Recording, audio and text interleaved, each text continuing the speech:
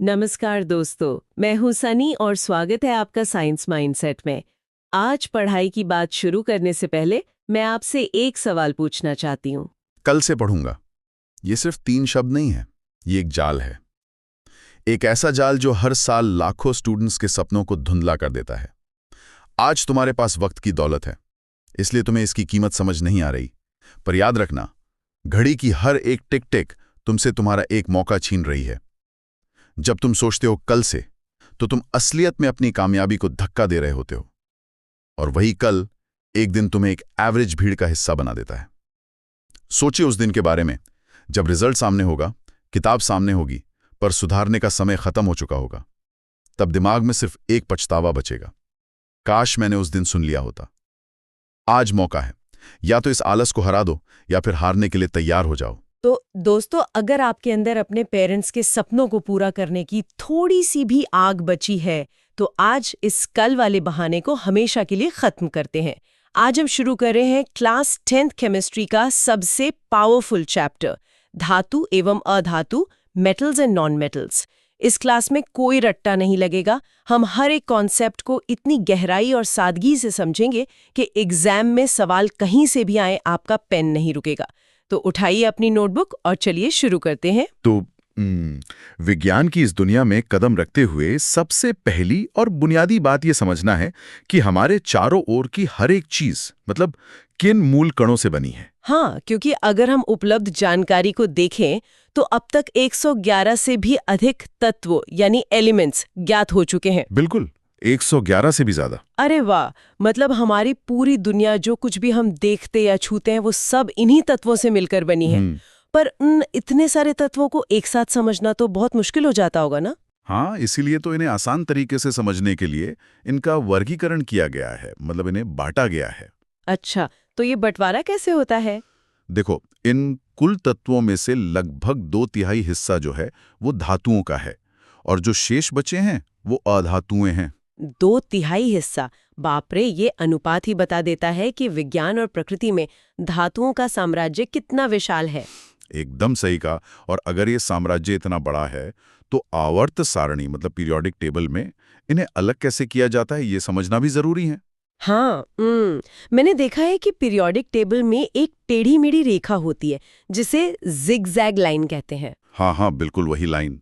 मुझे तो वो रेखा एकदम किसी सरहद या किसी दीवार की तरह लगती है, जो दो बिल्कुल अलग-अलग दुनियाओं को बांटती है। एक तरफ धातुओं की दुनिया और दूसरी तरफ अधातुओं की। अरे, ये तुलना काफी सटीक है। इस टेढ़ी मेढ़ी रेखा के बाईं तरफ मुख्य रूप से धातुएं स्थित हैं और दाईं तरफ अधातुएं। तो क्या ये एकदम स्पष्ट बंटवारा है? नहीं, ये ध्यान रखना जरूरी है कि इन दोनों वर्गों के बीच कोई एकदम स्पष्ट सीधी रेखा नहीं खींची जा सकती। फिर भी उनके विशेष गुणों के आधार पर उन्हें इस तरह वर्गीकृत किया गया है। अच्छा, तो अगर हम इस बाईं तरफ वाली दुनिया के कुछ जाने माने चेहरों की बात करें, तो वो कौन से हैं? तो धातुओं के प्रमुख उदाहरणों में आते हैं sodium, magnesium, zinc, lead, copper, iron, aluminium, gold, platinum और मर्क्यूरी। और सरहद के उस पार, मतलब अधातुओं में? सरहद के उस पार यानी अधातुओं में carbon, sulphur, iodine, chlorine, oxygen, hydrogen और नाइट्रोजन जैसे तत्व आते हैं। यहाँ ये सोचना सच में हैरान करने वाला है कि इन धातुओं का हमारे जीवन में कितना महत्व है।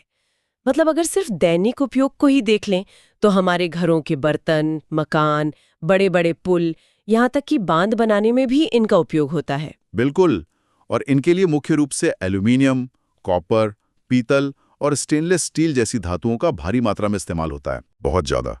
टाइटेनियम, क्रोमियम, मैंगनीज, जिरकोनियम और यूरेनियम जैसी धातुएं किसी भी राष्ट्र की सुरक्षा के लिए रीढ़ की हड्डी मानी जाती हैं। सच में?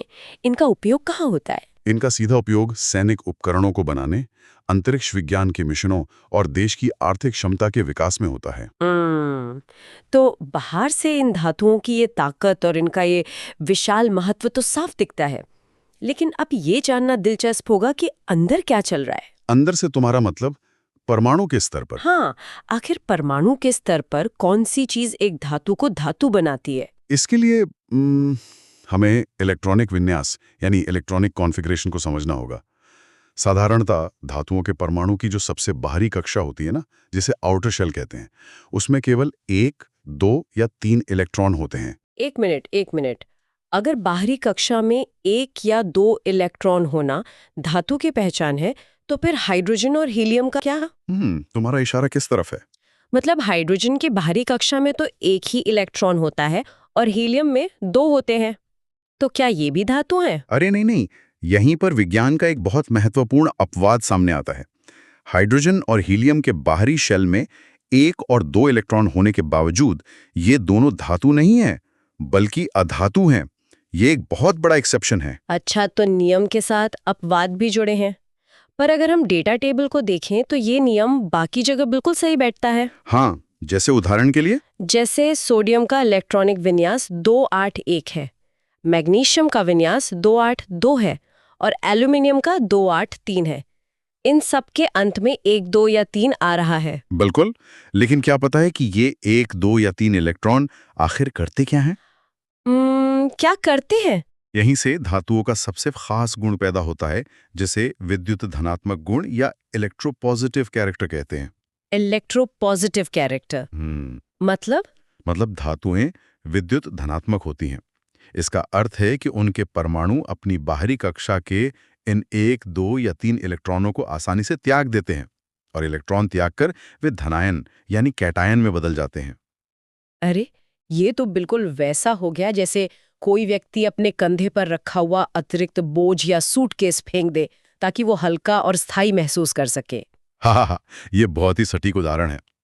अपना ये बाहरी बोझ यानी इलेक्ट्रॉन त्याग कर धातुएं बिल्कुल अपने पास वाली अक्रिय गैस यानी नोबल गैस की तरह एक स्थायी और शांत विन्यास प्राप्त कर लेती हैं। अच्छा, इसे अगर रासायनिक प्रक्रिया के नजरिए से देखें तो कैसे समझेंगे? बहुत आसान है। देखो, सोडियम जिसका विन्यास 281 है, वो अपना 1 इलेक्ट्रॉन दान कर देता है और Na+ बन जाता है। हाँ, तो अब उसका विन्यास सिर्फ 2,8 रह जाता है, जो बिल्कुल नियॉन गैस के जैसा है ना? एकदम सही। इसी तरह कैल्शियम जिसका विन्यास 2882 है, वो अपने 2 इलेक्ट्रॉन त्याग कर Ca2+ बनाता है और आर्गन गैस जैसा स्थायी विन्यास पा लेता है। तो परमाणु के अंदर इलेक्ट्रॉनों का ये जो बोझ हल्का करने का खेल चल रहा है, इसी से तय होता है कि कोई धातु बाहर से कैसी दिखेगी और क्या-क्या कर पाएगी। बिल्कुल, और इसीलिए अब हम इन धातुओं के भौतिक गुणों यानी बाहरी रूप और क्षमताओं की पड़ताल करते हैं।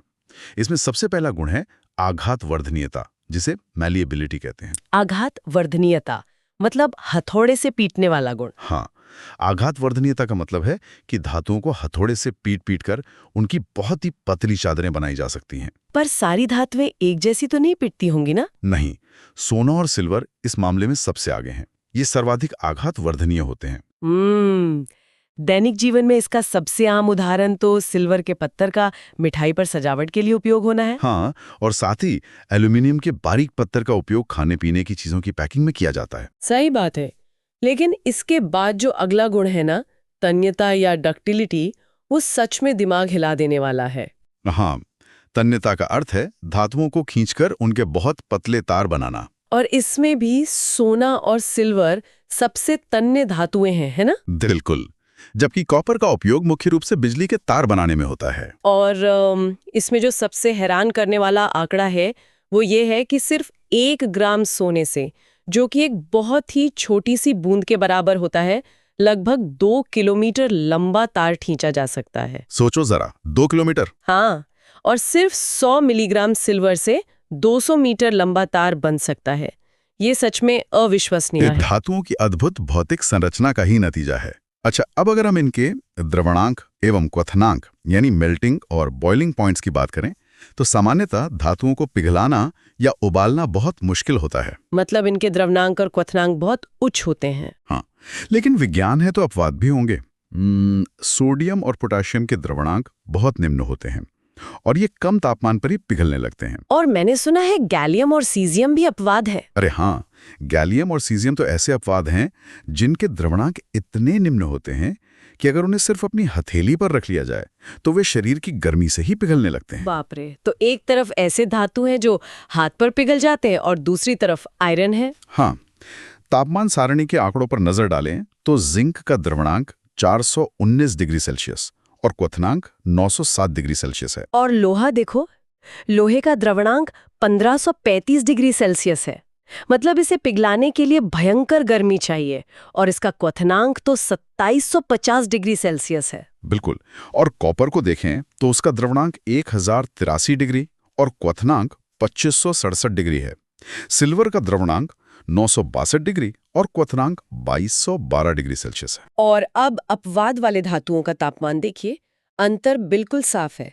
सोडियम का द्रवणांक सिर्फ 98 डिग्री और क्वथनांक 881 डिग्री है। और पोटाशियम का? पोटेशियम का द्रवणांक मात्र 63 डिग्री और क्वथनांक 774 डिग्री है। और वो हथेली पे पिघलने वाला। हाँ, गैलियम का द्रवणांक सिर्फ 30 डिग्री है, जबकि इसका क्वथनांक 2400 डिग्री है।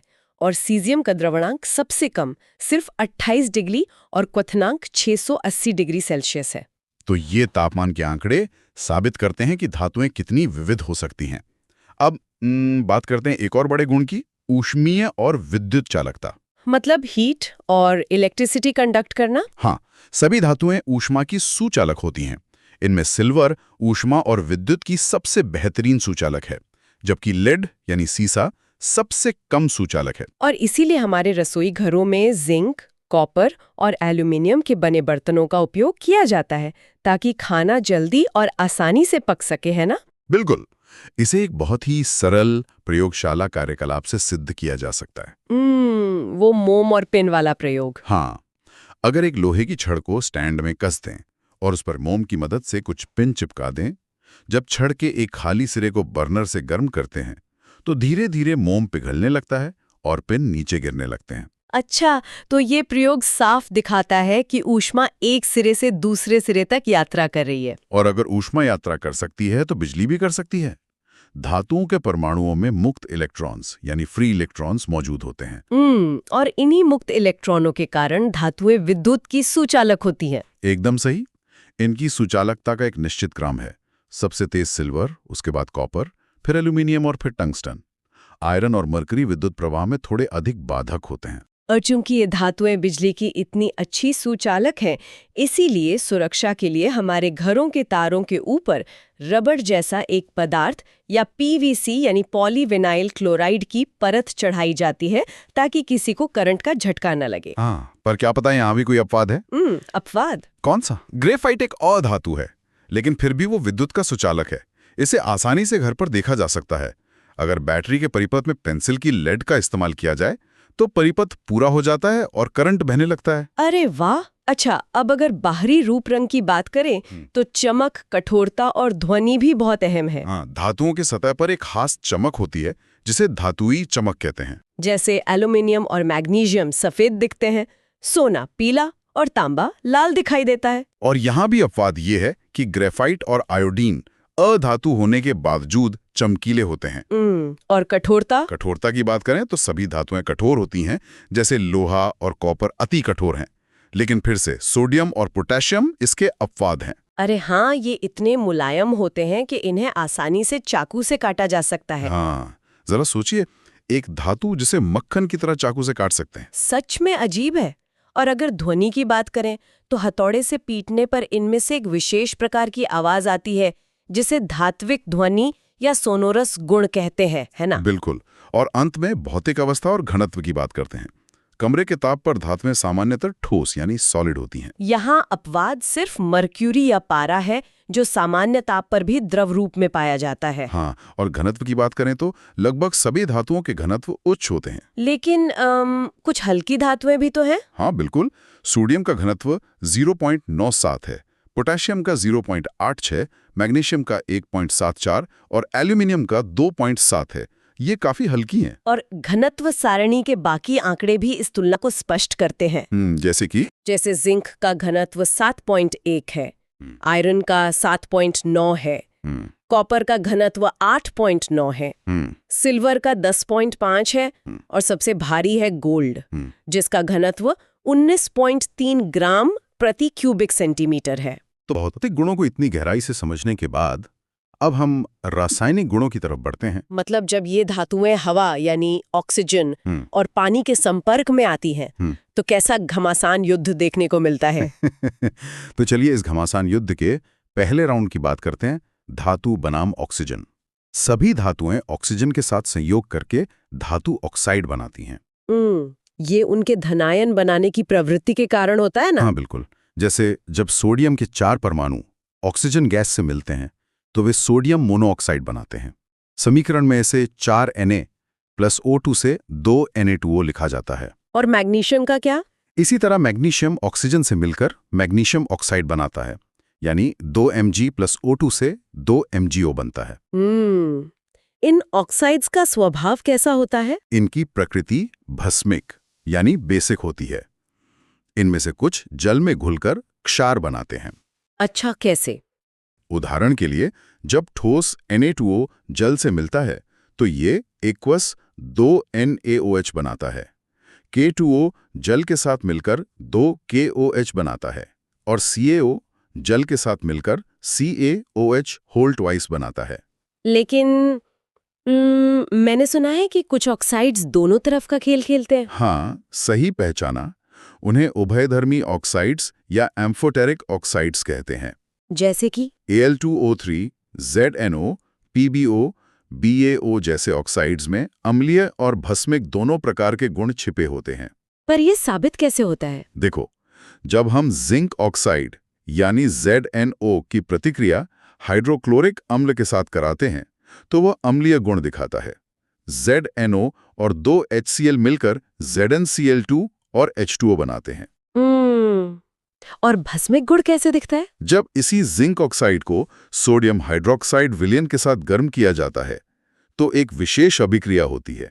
क्या बनता है इस विशेष अभिक्रिया में? Zn और 2NaOH को गर्म करने पर Na2 जिंक O2 बनता है, जिसे सोडियम जिंकेट कहते हैं, और साथ में जल यानी H2O भी बनता है। अरे वाह, ये तो हुई सामान्य टक्कर। लेकिन कुछ धातुओं की ऑक्सीजन के साथ सच में बहुत ही तीव्र टक्कर होती है ना? बिल्कुल। सभी धातुएं ऑक्सीजन के साथ एक समान गति से अभिक्रिया नहीं करती। सोडियम और पोटेशियम कमरे के ताप पर ही वायु के ऑक्सीजन से संयोग करके ऑक्साइड बनाते हैं। और इनकी अभिक्रिया इतनी हिंसक होती है कि अगर इन्हें सिर्फ खुली हवा में रख दिया जाए तो ये तुरंत आग पकड़ लेते हैं। हाँ, जैसे 4Na + O2 से 2Na2O और 4K + O2 से 2K2O बनता है। अचानक आग लगने की दुर्घटना से बचने के लिए ही इन्हें केरोसिन तेल के अंदर डुबोकर सुरक्षित रखा जाता है। वहीं अन्य धातुओं का दहन इस प्रकार नहीं होता। मैग्नीशियम कमरे के ताप पर नहीं बल्कि गर्म करने पर प्रज्वलित होकर एक तेज सफेद लौ के साथ जलता है और 2MgO बनाता है। और जिंक को जब प्रबलता से गर्म किया जाता है तब जाकर वो 2ZnO बनाता है। और कॉपर का क्या? कॉपर को चाहे कितनी भी प्रबलता से गर्म कर लें, वो जलता नहीं है, बल्कि उसके ऊपर धीरे धीरे काले रंग के ऑक्साइड की एक परत जमने लगती है, जिससे 2CuO बनता है। और सिल्वर और गोल्ड? सिल्वर एवं गोल्ड उच्च ताप पर भी ऑक्सीजन से बिल्कुल संयोग नहीं करते। तो ऑक्सीजन के प्रति धातुओं की इस क्रियाशीलता का एक साफ क्रम बनता है। सोडियम सबसे अधिक क्रियाशील है, फिर मैग्नीशियम, फिर जिंक, फिर कॉपर, फिर सिल्वर और अंत में गोल्ड। यानी Na, फिर Mg, फिर Zn, फिर Cu, फिर Ag और अंत में Au। यहाँ एक बहुत महत्वपूर्ण तथ्य समझना जरूरी है। वो क्या? साधारण ताप पर मैग्नीशियम, एल्यूमीनियम, जिंक और लेड वायु के ऑक्सीजन के साथ बहुत ही मंद गति से अभिक्रिया करते हैं। अच्छा, तो इसका फायदा क्या है? इससे इनकी सतह पर ऑक्साइड की एक पतली सी परत बन जाती है। यह परत एक सुरक्षा कवच की तरह काम करती है, जो अंदर की धातु को और अधिक ऑक्सीकृत होने से बचाती है। अरे बिल्कुल, एक इनबिल्ट आर्मर की तरह। चलिए अब घमासान युद्ध के दूसरे राउंड पर चलते हैं। धातु बनाम जल। धातुएं जल से अभिक्रिया करके हमेशा हाइड्रोजन गैस मुक्त करती हैं और साथ में धातु ऑक्साइड या हाइड्रोक्साइड बनाती हैं। ठंडे जल के साथ इनका कैसा व्यवहार रहता है? पोटेशियम और सोडियम की ठंडे जल के साथ अभिक्रिया अत्यंत तीव्र और ऊष्माक्षेपी होती है। ऊष्माक्षेपी मतलब हीट निकलती है? हाँ, इसमें इतनी ऊर्जा निकलती है कि उत्पन्न हाइड्रोजन गैस तुरंत आग पकड़ लेती है। 2Na + 2H2O से 2NaOH और H2 बनता है। और कैल्शियम की बात करें तो? उसकी ठंडे जल के साथ अभिक्रिया कम तीव्र होती है और उसमें आग नहीं पकड़ती। बिल्कुल। समीकरण है Ca + 2H2O से CaOH होल ट्वाइस + H2। लेकिन यहाँ एक बहुत दिलचस्प घटना होती है। क्या? जब कैल्शियम को जल में डालते हैं तो वो तैरने लगता है। आखिर कोई भारी धातु पानी में क्यों तैरेगी? इसका कारण बहुत ही वैज्ञानिक है। अभिक्रिया में जो हाइड्रोजन गैस मुक्त होती है, उसके छोटे छोटे बुलबुले धातु की सतह से चिपक जाते हैं। एकदम सही। तो वे बुलबुले कैल्शियम के लिए बिल्कुल एक लाइफ जैकेट का काम करते हैं, जो उसे डूबने नहीं देते और ऊपर तैराते रहते हैं। हाँ, बिल्कुल सही कहा। ठंडे जल के बाद भाप यानी स्टीम के साथ अभिक्रिया देखते हैं। मैग्नीशियम, आयरन और जिंक ठंडे जल के साथ अभिक्रिया नहीं करते। तो फिर ये कैसे अभिक्रिया करते हैं? ये धातुएं केवल तप्त अवस्था में जल वाष्प से अभिक्रिया करती हैं। और फिर ऑक्साइड और हाइड्रोजन गैस बनाती हैं? हाँ, Mg+H2O से MgO और H2 बनता है। Zn+H2O से ZnO और H2 और 3 Fe+4 H2O से Fe3O4 और 4 H2 बनता है। इसके लिए प्रयोगशाला में वो विशेष विधि का इस्तेमाल होता है ना, जहां कांच ऊन को जल में भिगोकर परखनली में रखा जाता है। हाँ, और जब उसे गर्म करते हैं तो भाप बनती है, जो धातु से टकराकर ये अभिक्रिया पूरी करती है। लेकिन इस युद्ध में कुछ धातुएं ऐसी भी हैं जो जल के प्रति पूरी तरह अक्रियाशील हैं।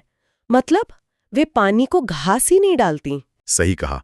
कॉपर, मरकरी, टिन, सिल्वर और गोल्ड किसी भी अवस्था में, चाहे ठंडा जल हो, गर्म जल हो या भाप, बिल्कुल अभिक्रिया नहीं करती। और इसका एक बहुत बड़ा व्यावहारिक उपयोग हमारे घरों में होता है। हाँ, गर्म जल की टंकियां बनाने में लोहे की जगह तांबे यानी कॉपर का उपयोग होता है। क्योंकि लोहा तो भाप के साथ अभिक्रिया करके खराब होने लगेगा, लेकिन तांबा जल या भाप के साथ कोई अभिक्रिया नहीं करता। बिल्कुल।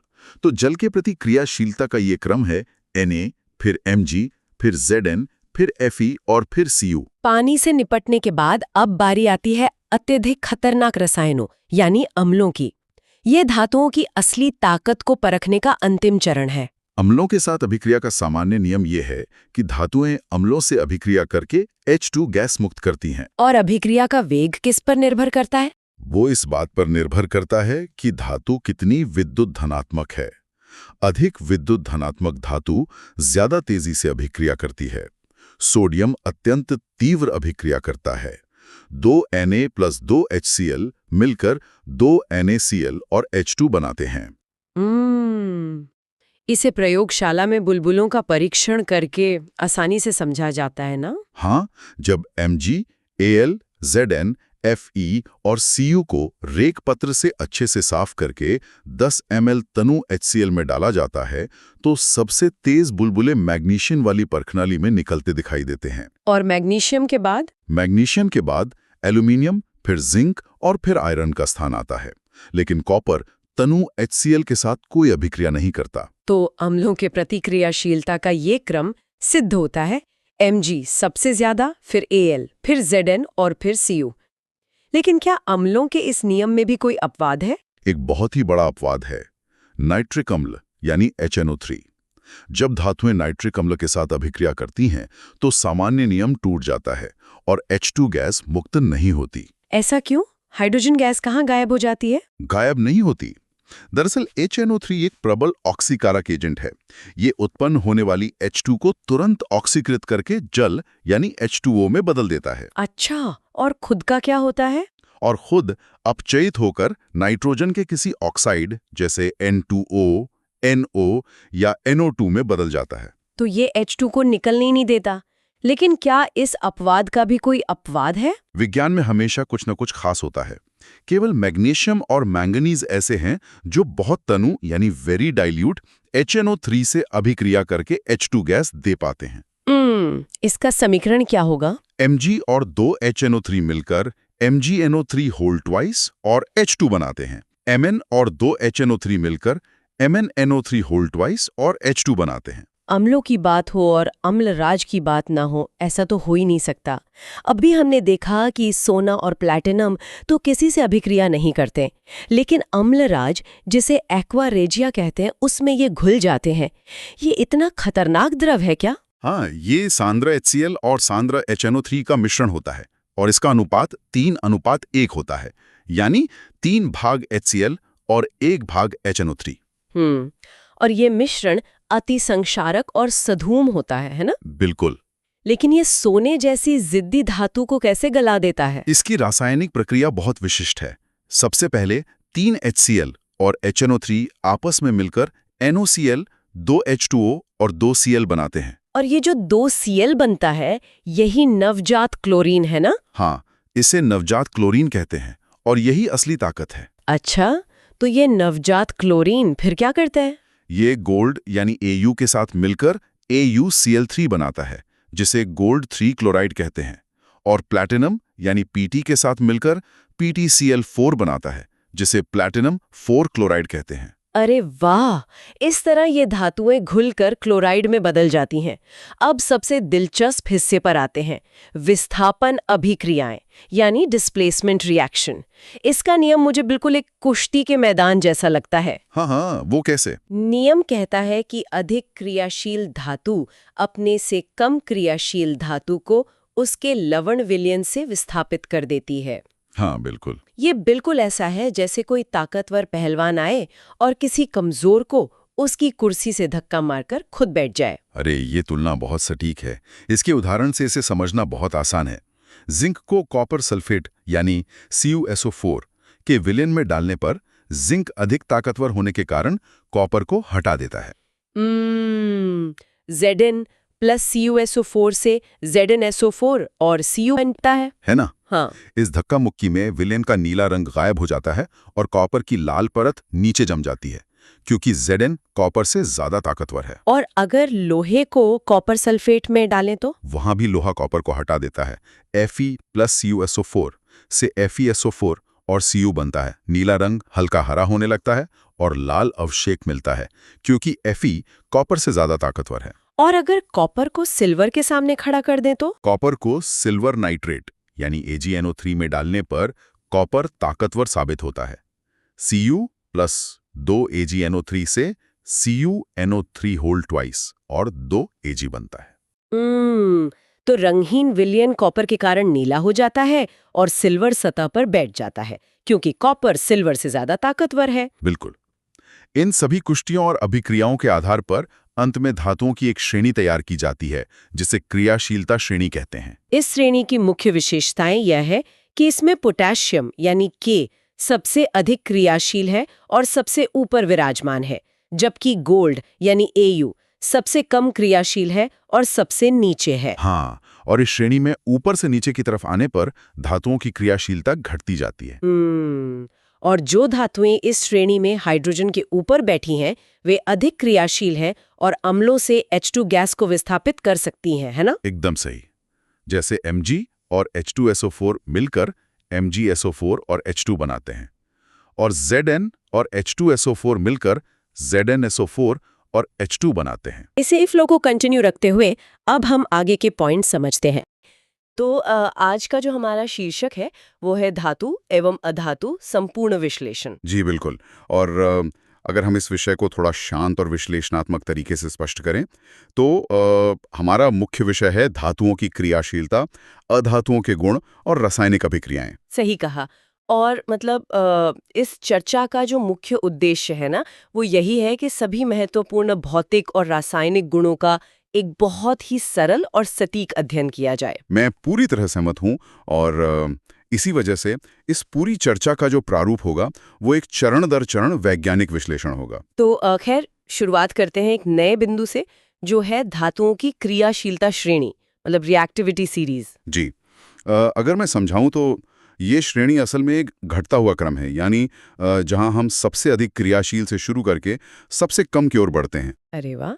जैसे अगर हम कुछ तत्वों का नाम लें, जल के साथ तीव्रता से अभिक्रिया करने वाले तत्व है K यानी पोटेशियम, Ba यानी बेरियम, Ca कैल्शियम और Na यानी सोडियम। सच में इनकी तीव्र प्रतिक्रिया बहुत हैरान करने वाली होती है। बिल्कुल। और इसके ठीक बाद उन धातुओं की सूची आती है जो अम्लों के साथ थोड़ी मंद अभिक्रिया करती हैं, जैसे कि Mg, Al, Zn, Cr, Fe जी।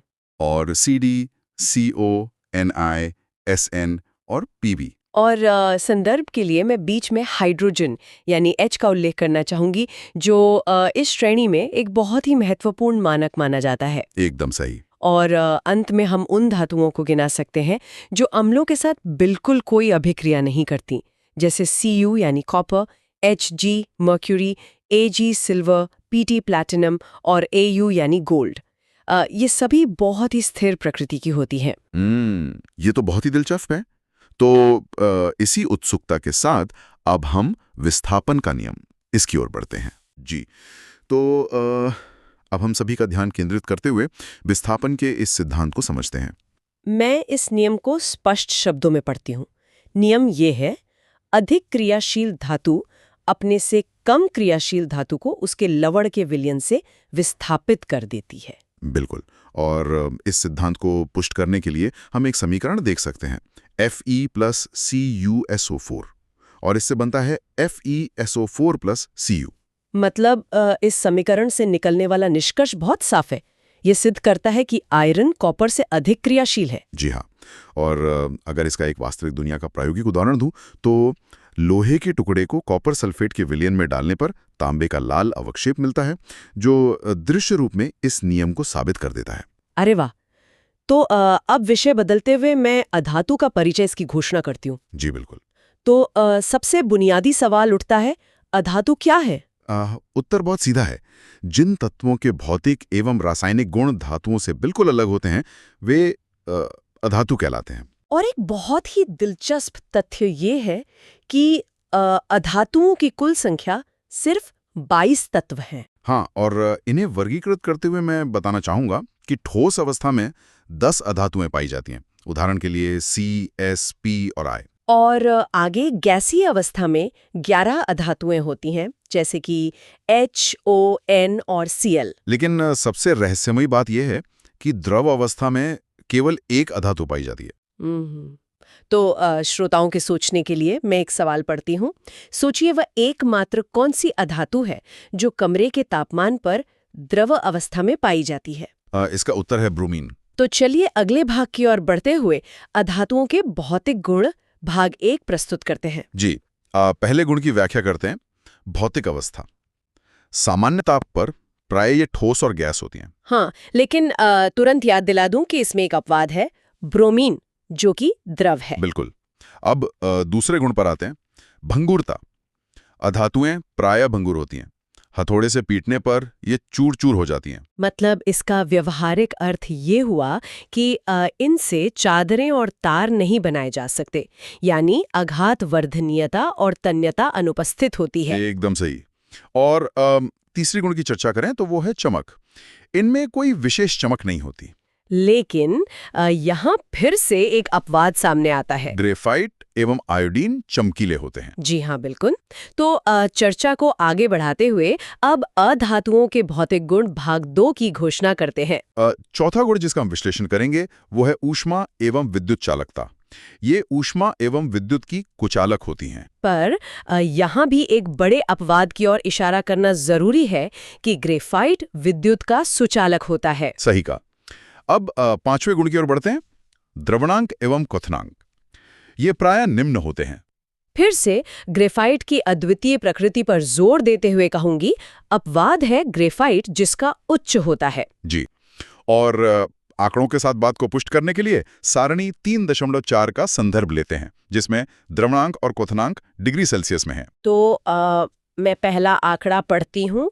अधातु है फॉस्फोरस, इसका द्रवणांक है 44 और क्वथनांक है 281। बिल्कुल। और दूसरा आंकड़ा है सल्फर का, द्रवणांक 114 और क्वथनांक 444। ब्रोमीन का दिलचस्प तापमान देखते हैं। अधातु ब्रोमीन, द्रवणांक -7, क्वथनांक 60। और धातु ऑक्सीजन, द्रवणांक -229 और क्वथनांक -183। बाप रे। और अंत में ग्रेफाइट के अत्यधिक उच्च तापमान पर तो मुझे सच में आश्चर्य हो रहा है। अधातु ग्रेफाइट, द्रवणांक 3550 और क्वथनांक 4827। सच में ये अद्भुत है। तो अब अधातुओं के भौतिक गुण भाग 3 की ओर बढ़ते हैं। जी, छठा गुण समझते हैं, कठोरता। ये प्राय मुलायम होती हैं, जैसे कि सल्फर और फास्फोरस। लेकिन एक बहुत ही प्रसिद्ध अपवाद है, कार्बन का अपर रूप हीरा प्राकृतिक रूप से सबसे अधिक कठोर पदार्थ है। बिल्कुल। अब सातवें गुण पर चर्चा करते हैं, घनत्व। सेंटीमीटर में है, तो पहला घनत्व है सफेद फास्फोरस का, जो है 1.82। दूसरा आंकड़ा है सल्फर का, जिसका घनत्व है 2.07। तीसरा आंकड़ा साझा करता हूँ ग्रेफाइट का, घनत्व 2.22। और हीरे के सबसे अधिक घनत्व पर जोर देना जरूरी है, अधातु हीरा, जिसका घनत्व है 3.51। बिल्कुल सही। तो अब अधातुओं के भौतिक गुण भाग 4 के साथ इस अनुभाग को आगे बढ़ाते हैं। जी, 8वें गुण की व्याख्या करते हैं, ध्वनि। हथौड़े से पीटने पर अधातुओं से कोई विशेष ध्वनि नहीं निकलती है, ये टूटकर बस चूर चूर हो जाती हैं। और अब 9वें और थोड़ी जटिल गुण का परिचय देते हैं, विद्युत ऋणात्मकता। हाइड्रोजन को छोड़कर सभी अधातुएं विद्युत ऋणात्मक होती हैं। इसका अर्थ मैं समझाता हूं। इनके परमाणुओं में इलेक्ट्रॉन ग्रहण कर ऋणायन में परिवर्तित होने की प्रबल प्रवृत्ति होती है। मतलब इस प्रवृत्ति को एक समीकरण के माध्यम से उदाहरण सहित बताया जा सकता है, Cl+E-, जिससे बनता है Cl-, यानी क्लोराइड आयन। एकदम सटीक। और एक और समीकरण पेश कर इसे पूरी तरह स्पष्ट कर देते हैं, O+2E-, जिससे बनता है O2-, यानी ऑक्साइड आयन। तो अब फोकस बदलते हुए अधातुओं के रासायनिक गुण भाग 1 शुरू करते हैं। जी, पहली रासायनिक प्रतिक्रिया समझाते हैं, ऑक्सीजन के साथ अभिक्रिया। तो इसमें अधातुएं ऑक्सीजन से संयोग कर अम्लीय ऑक्साइड बनाती हैं, जो जल में घुलकर अम्ल बनाते हैं। बिल्कुल, और इस बात को हम रासायनिक क्रम से साबित कर सकते हैं। C+O2 से बनता है CO2, यानी कार्बन डाइऑक्साइड, और फिर H2O+CO2 से बनता है H2CO3, कार्बोनिक अम्ल। एक और उदाहरण भी है, S+O2 से बना SO2, यानी सल्फर डाइऑक्साइड, और फिर SO2+H2O से बना H2SO3, सल्फ्यूरस अम्ल। जी, लेकिन ध्यान रहे कि यहाँ भी अपवाद मौजूद हैं, जिन्हें हम उदासीन ऑक्साइड कहते हैं। कुछ ऑक्साइड जैसे कार्बन मोनोऑक्साइड, नाइट्रस ऑक्साइड और नाइट्रिक ऑक्साइड उदासीन होते हैं। बिना रुके अब हम अधातुओं के रासायनिक गुण भाग 2 की ओर बढ़ते हैं। दूसरी अभिक्रिया का विषय है क्लोरीन के साथ अभिक्रिया। इसे सरल शब्दों में समझा जाए तो अधातुएं क्लोरीन से अभिक्रिया करके क्लोराइड बनाती हैं। जी, और इसके समर्थन में पहला समीकरण है P4+6Cl2, जिससे बनता है 4PCl3, यानी फास्फोरस ट्राइक्लोराइड। और दूसरा समीकरण है H2+Cl2, जिससे बनता है 2HCl, हाइड्रोजन क्लोराइड। बिल्कुल। अब तीसरी अभिक्रिया का जिक्र करते हैं, जल के साथ अभिक्रिया। तो ये बात स्पष्ट कर दूं कि अधातुएं सामान्यतः जल के साथ कोई अभिक्रिया नहीं करती हैं। जी हाँ, एकदम सही। तो आगे बढ़ते हुए अब अधातुओं के रासायनिक गुण भाग 3 पर आते हैं। चौथी अभिक्रिया है अम्लों के साथ अभिक्रिया। क्रिया नहीं करती हैं। हाँ, लेकिन एक महत्वपूर्ण अपवाद है, जो है ऑक्सीकारक अम्ल। कुछ अधातुएं ऑक्सीकारक अम्लों के साथ अभिक्रिया करके ऑक्सी अम्ल बनाती हैं। इसका एक उदाहरण प्रस्तुत करते हैं। सल्फर सांद्र नाइट्रिक अम्ल के साथ अभिक्रिया करता है। जी, और उस जटिल प्रतिक्रिया को समीकरण के रूप में ऐसे पढ़ते हैं, S+6HNO3, जिससे मिलता है H2SO4 +6NO2 +2H2O। अब अधातुओं के रासायनिक गुण भाग 4 का परिचय देते हैं। पांचवी प्रतिक्रिया पर बात करते हैं, हाइड्रोजन के साथ अभिक्रिया। तो अधातुएं हाइड्रोजन के साथ संयोग करके हाइड्राइड बनाती हैं। बिल्कुल, पहला उदाहरण है H2+S, जिससे बनता है H2S, यानी हाइड्रोजन सल्फाइड। और दूसरा उदाहरण है N2+3H2, जो 500 डिग्री सेल्सियस और लोहे के उत्प्रेरक की उपस्थिति में बनाता है 2NH3, यानी अमोनिया। जी, और इन हाइड्राइड्स की प्रकृति स्पष्ट कर दूं, ये हाइड्राइड्स सहसंयोजक होते हैं और आयनों की अनुपस्थिति के कारण विद्युत के कुचालक होते हैं। छठे गुण को सामने रखते हैं, जो है ऑक्सीकारक गुण। हाँ, इसमें अधातुएं ऑक्सीकारक जैसा आचरण करती हैं। इसका सबसे मजबूत उदाहरण देती हूँ। फ्लोरीन सबसे प्रबल ऑक्सीकारक है, जो जल को ऑक्सीकृत कर HF और O2 बनाता है। बिल्कुल, और इस प्रतिक्रिया का समीकरण है 2H2O + 2F2, जिससे मिलता है 4HF + O2। तो अब भारी उत्साह के साथ एक तुलनात्मक चर्चा शुरू करते हैं और इसे नाम देते हैं महामुकाबला, धातु बनाम अधातु। जी, तो सबसे पहले हम भौतिक गुणों पर आधारित विभेद देखेंगे। पहला गुण है चमक, तो धातुओं में विशेष प्रकार की चमक होती है। जबकि अधातुओं में चमक नहीं होती। जी लेकिन हाँ, तुरंत याद दिला दूं, अपवाद है आयोडीन और ग्रेफाइट। बिल्कुल सही। अगला गुण उठाते हैं विद्युत गुण। धातुएं प्रायः विद्युत धनात्मक होती है और अधातुएं प्रायः विद्युत ऋणात्मक होती हैं। जी पर इसमें अपवाद है हाइड्रोजन। एकदम सही। अब चालकता का बिंदु रखते हैं। धातुएं ऊष्मा एवं विद्युत की सुचालक हैं। और अधातुएं ऊष्मा एवं विद्युत की कुचालक हैं। हाँ, लेकिन फिर से अपवाद ग्रेफाइट। जी बिल्कुल। अब अवस्था की तुलना करते हैं। धातुएं ठोस होती हैं अपवाद है मर्क्यूरी जो द्रव है, और अधातुएं ठोस या गैस होती हैं। और इसका अपवाद है ब्रोमीन जो द्रव है। एकदम सही। अंतिम अन्य गुणों पर आते हैं। धातुओं के लिए कहेंगे कि ये आघातवर्धनीय, तन्य, उच्च घनत्व वाली और ध्वन्यात्मक होती हैं। और अधातुओं के लिए ये भंगुर, निम्न घनत्व वाली और पीटने पर चूर चूर होने वाली होती हैं। बिल्कुल। तो अब इस मुकाबले के दूसरे हिस्से की ओर बढ़ते हैं। महामुकाबला, धातु बनाम अधातु, रासायनिक गुणों पर आधारित। जी, विश्लेषण का आधार तय करते हुए देखते हैं रासायनिक गुणों पर आधारित विभेद। पहला गुण है आयन। धातु परमाणु धनायन बनाते हैं, जैसे Na+ या Fe3+।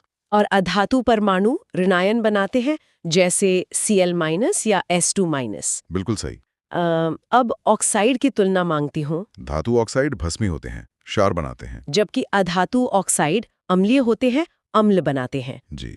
अब अम्ल अभिक्रिया के बारे में पूछते हैं। धातुएं तनु अम्लों से घुलकर H2 गैस मुक्त करती हैं। और अधातुएं सामान्यतः तनु अम्लों से अभिक्रिया नहीं करती हैं। एकदम सही। अब H2 से अभिक्रिया का बिंदु उठाते हैं। धातुएं सामान्यतः संयोग नहीं करती। अपवाद है Li और Na। और अधातुएं संयोग कर सहसंयोजक हाइड्राइड बनाती हैं। जी। अब अंतिम गुण प्रकृति का जिक्र करते हैं। निष्कर्ष ये है कि धातुएं अवकारक होती हैं, जबकि अधातुएं ऑक्सीकारक होती हैं। बिल्कुल। तो अब बातचीत को एक नए विषय की ओर ले जाते हैं, तत्वों के बीच परस्पर अभिक्रियाएं। सभी श्रोताओं का ध्यान आकर्षित करते हुए अब हम समझते हैं कि विभिन्न तत्व आपस में अभिक्रिया कैसे करते हैं। तो पहली स्थिति रखते हैं धातु और अधातु। ये मुख्य रूप से आयनिक यौगिक बनाते हैं। और दूसरी स्थिति अधातु और अधातु। ये परस्पर अभिक्रिया करके सहज संयोजक यौगिक बनाते हैं। और तीसरी स्थिति धातु और धातु। यह बहुत आश्चर्यजनक तथ्य है कि ये परस्पर रासायनिक अभिक्रिया नहीं करती हैं, ये केवल मिश्र धातु बना सकती हैं। अरे वाह! तो अब सवाल ये उठता है कि अणुओं का निर्माण कैसे होता है? पहले प्रकार को समझाते हैं। तात्विक अणु ये सदृश यानी समान परमाणुओं से बनते हैं। उदाहरण के लिए H2O2, Cl2 और S8। और दूसरे प्रकार का जिक्र करें तो वो है यौगिक अणु। ये असदृश यानी विभिन्न परमाणुओं से बनते हैं। उदाहरण के लिए KCl, MgCl2, CO2 और CH4। एकदम सही। रासायनिक अभिक्रिया का रहस्य, उत्कृष्ट गैसें। गे और यहाँ एक मौलिक प्रश्न खड़ा होता है, उत्कृष्ट गैसें अभिक्रियाशील क्यों नहीं होती? इन गैसों की सूची पढ़ती हूँ। He, Ne, Ar, Kr, Xe और Rn। ये पूर्णतः अक्रियाशील होती हैं। इसके पीछे का विज्ञान समझाता हूँ। इनके परमाणुओं के बाह्यतम शेल पूर्णतः भरे होते हैं। हीलियम में 2 और बाकी सभी में 8 इलेक्ट्रॉन यानी ऑक्टेट पूरा होता है। मतलब इस वैज्ञानिक तथ्यों को सरल करते हुए कहें तो ये इलेक्ट्रॉनिक विन्यास अत्यंत स्थायी होता है। बिल्कुल। तो एक तार्किक सवाल से चर्चा को आगे बढ़ाते हैं। फिर अन्य तत्व क्यों अभिक्रिया करते हैं? इसका कारण बहुत स्पष्ट है कि अन्य तत्वों के बाह्यतम शेल में 8 से कम इलेक्ट्रॉन होते हैं, यानी उनका शेल अपूर्ण होता है। जी। और इस पूरे विश्लेषण का परम निष्कर्ष देते हुए मैं समझाना चाहूंगा कि रासायनिक अभिक्रिया का मुख्य कारण स्थायी इलेक्ट्रॉनिक विन्यास यानी ऑक्टेट प्राप्त करने की प्रवृत्ति है। इसी स्थिरता के लिए तत्व आपस में इलेक्ट्रॉन का लेन देन या साझा करते हैं। ये तो बहुत ही गहरी बात है। जरा सोचिए, जब हम अपनी दुनिया में स्थिरता या जैसे हम स्टेबिलिटी कहते हैं उसकी बात करते हैं तो हमारे दिमाग में सबसे पहले क्या आता है? शायद एक सुरक्षित नौकरी या फिर एक अच्छा खासा बैंक बैलेंस। हाँ बिल्कुल। या फिर एक पक्का घर। मेरा मतलब है हम सब किसी न किसी तरह से जीवन में बस सेटल होना चाहते हैं। सही कहा। और एक बार वो मिल जाए तो फिर हम शांति से बैठ सकते हैं, कोई भाग दौड़ नहीं। एकदम सही। लेकिन जब हम परमाणुओं की दुनिया में झांकते हैं, यानी ये जो एटॉमिक वर्ल्ड है, तो वहां स्थिरता का पैमाना बिल्कुल ही अलग होता है। हाँ, जाहिर है, वहाँ कोई पैसा या जमीन तो है नहीं। बिल्कुल नहीं, बल्कि वहां सब कुछ एक बहुत ही सूक्ष्म चीज के इर्द गिर्द घूमता है। और वो सूक्ष्म चीज है इलेक्ट्रॉन। परमाणुओं की दुनिया में कोई भी हलचल हो, कोई भी रासायनिक अभिक्रिया या केमिकल रिएक्शन हो, वो सिर्फ और सिर्फ इसी स्टेबिलिटी को पाने की जद्दोजहद है। तो मतलब अगर हमें इस पूरी प्रक्रिया को समझना है तो हमें शुरुआत कहाँ से करनी चाहिए? हमें सबसे पहले उन परमाणुओं को देखना होगा जो पहले से ही पूरी तरह से सेटल हैं, जिन्हें किसी चीज की कोई चिंता नहीं है। अच्छा, हाँ, परमाणुओं के समाज में कुछ ऐसे तत्व हैं जिन्हें हम अरबपति कह सकते हैं। बिल्कुल, उत्कृष्ट गैस है। हाँ, जिन्हें हम नोबल गैसेस कहते हैं, जैसे हीलियम, नियॉन, आर्गॉन या फिर क्रिप्टॉन। ये इस एटॉमिक दुनिया के वो रईस लोग हैं जिन्हें किसी से कुछ लेने या देने की कोई जरूरत ही नहीं है। वे अपने आप में पूरी तरह से संतुष्ट हैं, किसी भी तरह की रासायनिक भागदौड़ से एकदम दूर। मुझे ये अरबपति वाली तुलना बहुत पसंद है। इस स्थिति को समझने के लिए ये सबसे बेहतरीन तरीका लगता है ना? ये उत्कृष्ट गैसें किसी अन्य परमाणु के साथ कोई लेन देन नहीं करती। लेकिन विज्ञान में सबसे दिलचस्प बात यह होती है कि जब आप इन अरबपतियों के ढांचे को करीब से देखते हैं तो कुछ खास दिखता है। हाँ, एक बहुत ही गहरा पैटर्न उभर कर सामने आता है। अगर हम इनके अंदर मौजूद इलेक्ट्रॉनों की व्यवस्था को देखें, यानी इलेक्ट्रॉनिक विन्यास को देखें, तो एक जादुई संख्या बार बार दिखाई देती है। मैंने भी इस पैटर्न पर गौर किया है। अगर हम हीलियम को छोड़ दें, जिसके पास से 2 इलेक्ट्रॉन हैं, हाँ, और वो उसी में खुश है, तो हीलियम को छोड़कर बाकी सभी उत्कृष्ट गैसों में एक गजब की समानता है। बिल्कुल, सारणी 3.6 के अनुसार अगर हम देखें तो चाहे वो नियॉन हो, आर्गन हो, भारी भरकम ज़ेनॉन हो या फिर रेडॉन, इन सभी के आकार और परमाणु संख्या में बहुत बड़ा अंतर है। कोई बहुत हल्का है तो कोई बहुत भारी। सही कहा। लेकिन इन सभी के सबसे बाहरी घेरे में, यानी जो बाह्यतम शेल होता है, उसमें हमेशा ठीक 8 इलेक्ट्रॉन ही होते हैं। और यही वो जादुई संख्या है, 8। रसायन विज्ञान में इसे अष्टक नियम या ऑक्टेट रूल कहा जाता है। अष्टक नियम सुनने में ही काफी बुनियादी लगता है। ये प्रकृति का एक बहुत ही सुंदर और बुनियादी नियम है। 8 इलेक्ट्रॉन होने का मतलब है कि परमाणु ऊर्जा के सबसे निचले और सबसे स्थिर स्तर पर पहुंच गया है। अच्छा, मतलब एकदम शांति। बिल्कुल, वहां एक पूर्ण सममिति या सिमिट्री है। इस नियम के अनुसार हर परमाणु के अंदर ये स्वाभाविक भूख होती है कि वो अपने सबसे बाहरी शेल में कैसे भी करके 8 इलेक्ट्रॉन पूरे कर ले। तो इसका सीधा सा मतलब ये हुआ कि हमारे आसपास जो भी रासायनिक हलचल हो रही है, जैसे लोहे में जंग लगना, कागज का जलना या यहाँ तक कि हमारे शरीर के अंदर खाना पचना, बिल्कुल सही, इन सभी अभिक्रियाओं के पीछे परमाणु सिर्फ और सिर्फ इसी 8 के आंकड़े को छूने की कोशिश कर रहे हैं। 100%। यही सारी रासायनिक अभिक्रियाओं का इकलौता मकसद है।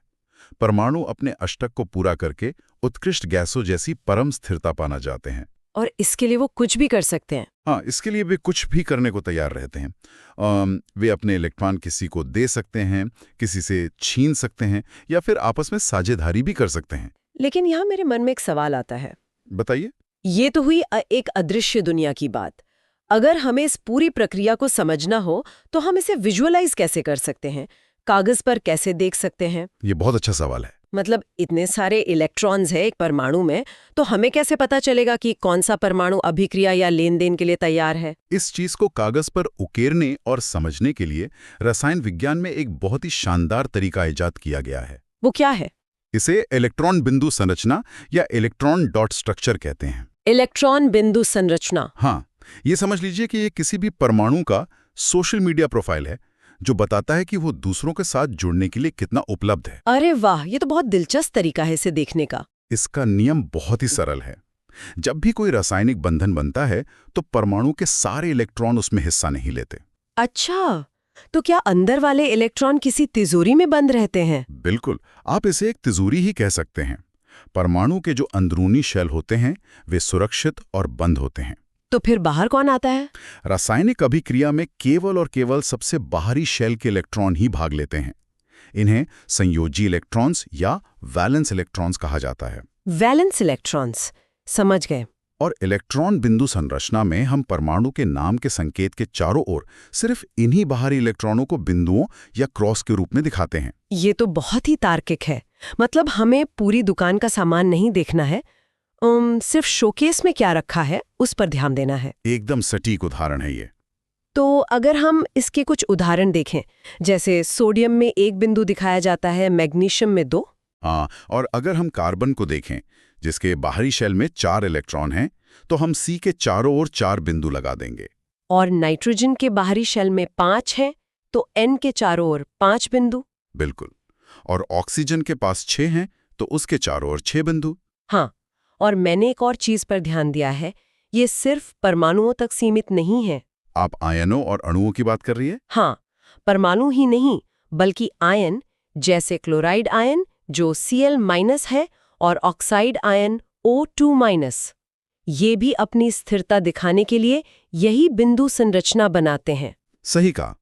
और अणु यानी मॉलिक्यूल्स भी? जैसे hydrogen H2, oxygen O2, methane CH4 और अमोनिया NH3, ये सब भी तो यही करते हैं। बिल्कुल करते हैं। ये बिंदु असल में पजल के टुकड़ों की तरह काम करते हैं।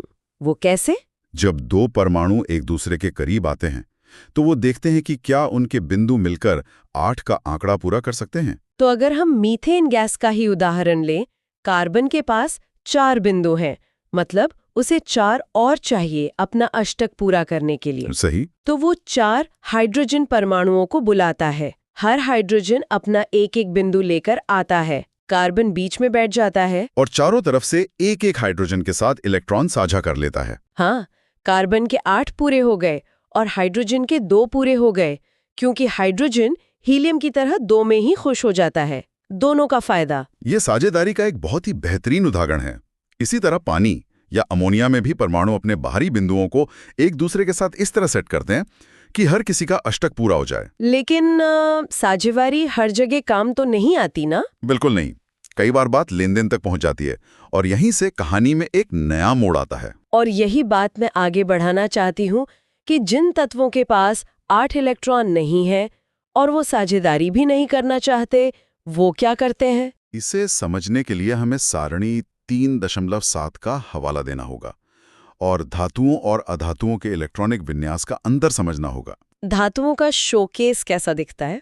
अगर आप धातुएं यानी मेटल्स को देखें, जैसे सोडियम, मैग्नीशियम या एल्यूमिनियम, इनके बाहरी शेल में आमतौर पर 1, 2 या 3 इलेक्ट्रॉन होते हैं। और दूसरी तरफ जो अधातुएं हैं यानी नॉन मेटल्स, जैसे कार्बन, नाइट्रोजन, ऑक्सीजन या क्लोरीन, उनके बाहरी शेल में 4, 5, 6 या 7 इलेक्ट्रॉन होते हैं। बिल्कुल। अब सोचिए, सोडियम के पास बाहरी शेल में सिर्फ 1 इलेक्ट्रॉन है। अष्टक पूरा करने के लिए उसे 7 और इलेक्ट्रॉनों की जरूरत है। बाप रे, 7 इलेक्ट्रॉन कहीं से ढूंढ कर लाना तो बहुत ही मुश्किल काम है। हाँ, इसमें बहुत ऊर्जा लगेगी। तो सोडियम एक बहुत ही चतुर रास्ता चुनता है। वो क्या करता है? वो सोचता है, अगर मैं अपने इस एक बाहरी इलेक्ट्रॉन को ही किसी को दान कर दूं, तो मेरा ये बाहरी शेल ही खत्म हो जाएगा। और इसके ठीक नीचे वाला जो शेल है, वो तो पहले से ही 8 इलेक्ट्रॉनों से भरा हुआ है। अरे वाह, ये तो ऐसा हुआ है जैसे किसी ने अपना एक कमरा किराए पर देने के बजाय पूरा कमरा ही तोड़ दिया ताकि उसका घर परफेक्ट चौकोर बन जाए। बहुत ही मजेदार तरीके से समझाया आपने। और यहीं से आयन बनने की प्रक्रिया शुरू होती है। मतलब जब परमाणु संयोजी इलेक्ट्रॉन त्यागता है या प्राप्त करता है तो वो आयन बन जाता है। बिल्कुल। जब इलेक्ट्रॉन का ये वास्तविक लेन देन होता है, तब वो साधारण परमाणु नहीं रह जाता, वो आयन बन जाता है। तो इसके 2 प्रकार होते हैं ना, धनायन और ऋणायन। हाँ, धनायन यानी कैटायन, ये इलेक्ट्रॉन त्यागने से बनता है। जैसे सोडियम ने अपना 1 इलेक्ट्रॉन निकाला तो वो Na+ बन गया। सही, Na से Na+ और 1 इलेक्ट्रॉन अलग हो गया। ये धनावेशित होता है, यानी इस पर पॉजिटिव चार्ज आ जाता है। और दूसरा है ऋणायन, जिसे एनायन कहते हैं। ये इलेक्ट्रॉन प्राप्त करने से बनता है। जैसे क्लोरीन ने 1 इलेक्ट्रॉन लिया तो वो Cl- बन गया। और ये ऋणावेशित होता है, यानी नेगेटिव चार्ज वाला। एकदम सही। यहाँ मैं एक दिलचस्प तुलना करना चाहूंगी। क्या इलेक्ट्रॉन के आने जाने से परमाणु के शरीर या आकार और उसकी पहचान पर भी असर पड़ता है? ये एक बहुत ही जरूरी सवाल है। चलिए पहले धनायनों की विशेषताएं देखते हैं। तो धनायन में क्या बदलाव आता है? सबसे पहली बात, इनमें मूल परमाणु से कम इलेक्ट्रॉन होते हैं। जाहिर है, क्योंकि उसने इलेक्ट्रॉन दान कर दिया है। और क्योंकि इलेक्ट्रॉन कम हो गए तो प्रोटॉन की संख्या इलेक्ट्रॉन से ज्यादा हो जाती है, इसलिए इन पर धन आवेश होता है। समझ गए। और इसके आकार का क्या? ये सबसे रोचक तथ्य है। धनायन का आकार अपने मूल परमाणु से छोटा होता है। छोटा? लेकिन क्यों? एक छोटा सा इलेक्ट्रॉन ही तो गया है। क्योंकि बाहरी शेल के इलेक्ट्रॉन निकलने के बाद जो शेष बचे इलेक्ट्रॉन हैं, उन पर नाभिक या न्यूक्लियस का आकर्षण बढ़ जाता है। अच्छा। वे नाभिक की ओर खिंच जाते हैं। इसे समझने के लिए कोई उदाहरण है क्या? बिल्कुल। कल्पना कीजिए कि एक डॉग वॉकर 11 कुत्तों को घुमाने ले गया है।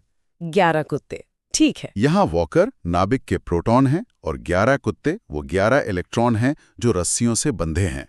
वॉकर की पूरी ताकत उन 11 कुत्तों को संभालने में लगी है।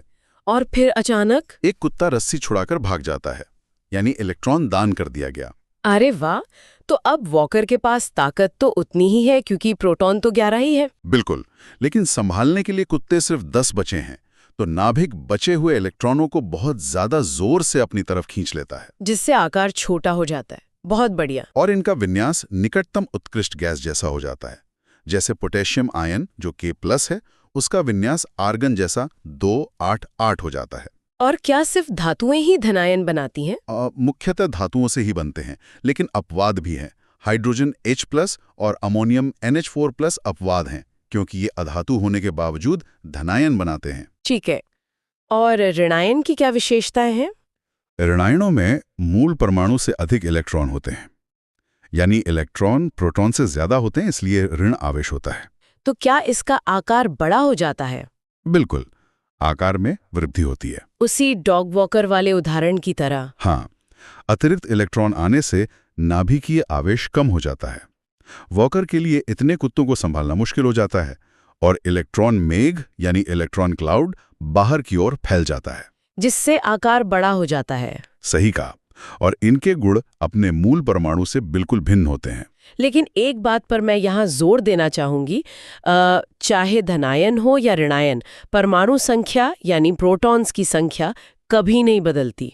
एकदम सटीक बात। प्रोटॉन हमेशा सुरक्षित रहते हैं।